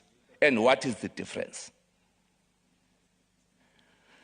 So I'm saying our task is to ensure that as we engage with the upgrowing of the learners that are part of the system, must be able to contribute in turning things around in terms of the economic outlook of the province. And that public works is failing, is a fallacy. There is no such a thing. The Department of Public Works is one of the best entities that government has in this country. Unless you have got another barometer that you might expose us on, that measures the performance of entities in terms of the implementing agents on the infrastructure development in the country. Lastly, Deputy Speaker, the report of this country, Kasim, is indicating that rural divine education in the country is beginning to be the best education you have in the country. The report of Honorable Deputy Speakers, please, the rules say it must be Honorable Kasim, not Kasim. There's no Kasim here, it's only Honorable Kasim. Honorable Kasim, I will provide you with that report of the minister. There are two fundamental questions that this House must be engaged on. What is the meaning of that report? If then the best education is found in terms of maths and science in the country, in the rural areas of Vembe, in Limpopo, and also in the Pondoland area of the Eastern Cape, from a maths and science point of view, from a quality point of view. Thank you. What is the meaning of that? And I'm then saying I'm inviting you into that discussion, Honorable Chair, so that at least the people of the province can get at least a much more content. Thank you. Thank you, Honorable MEC.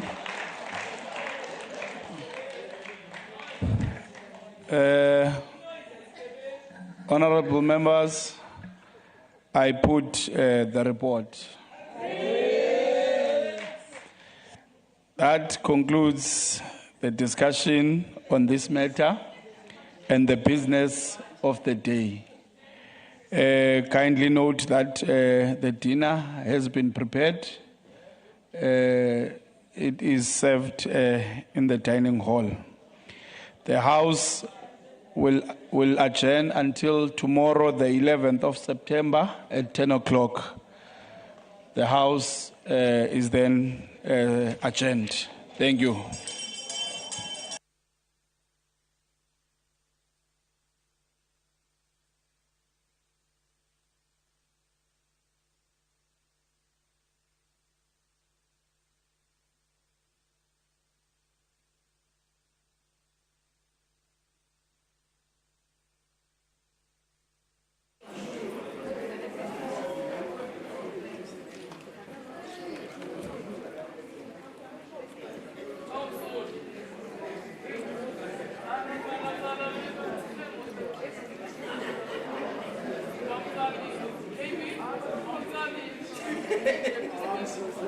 Your concern is noted. I know, Papa,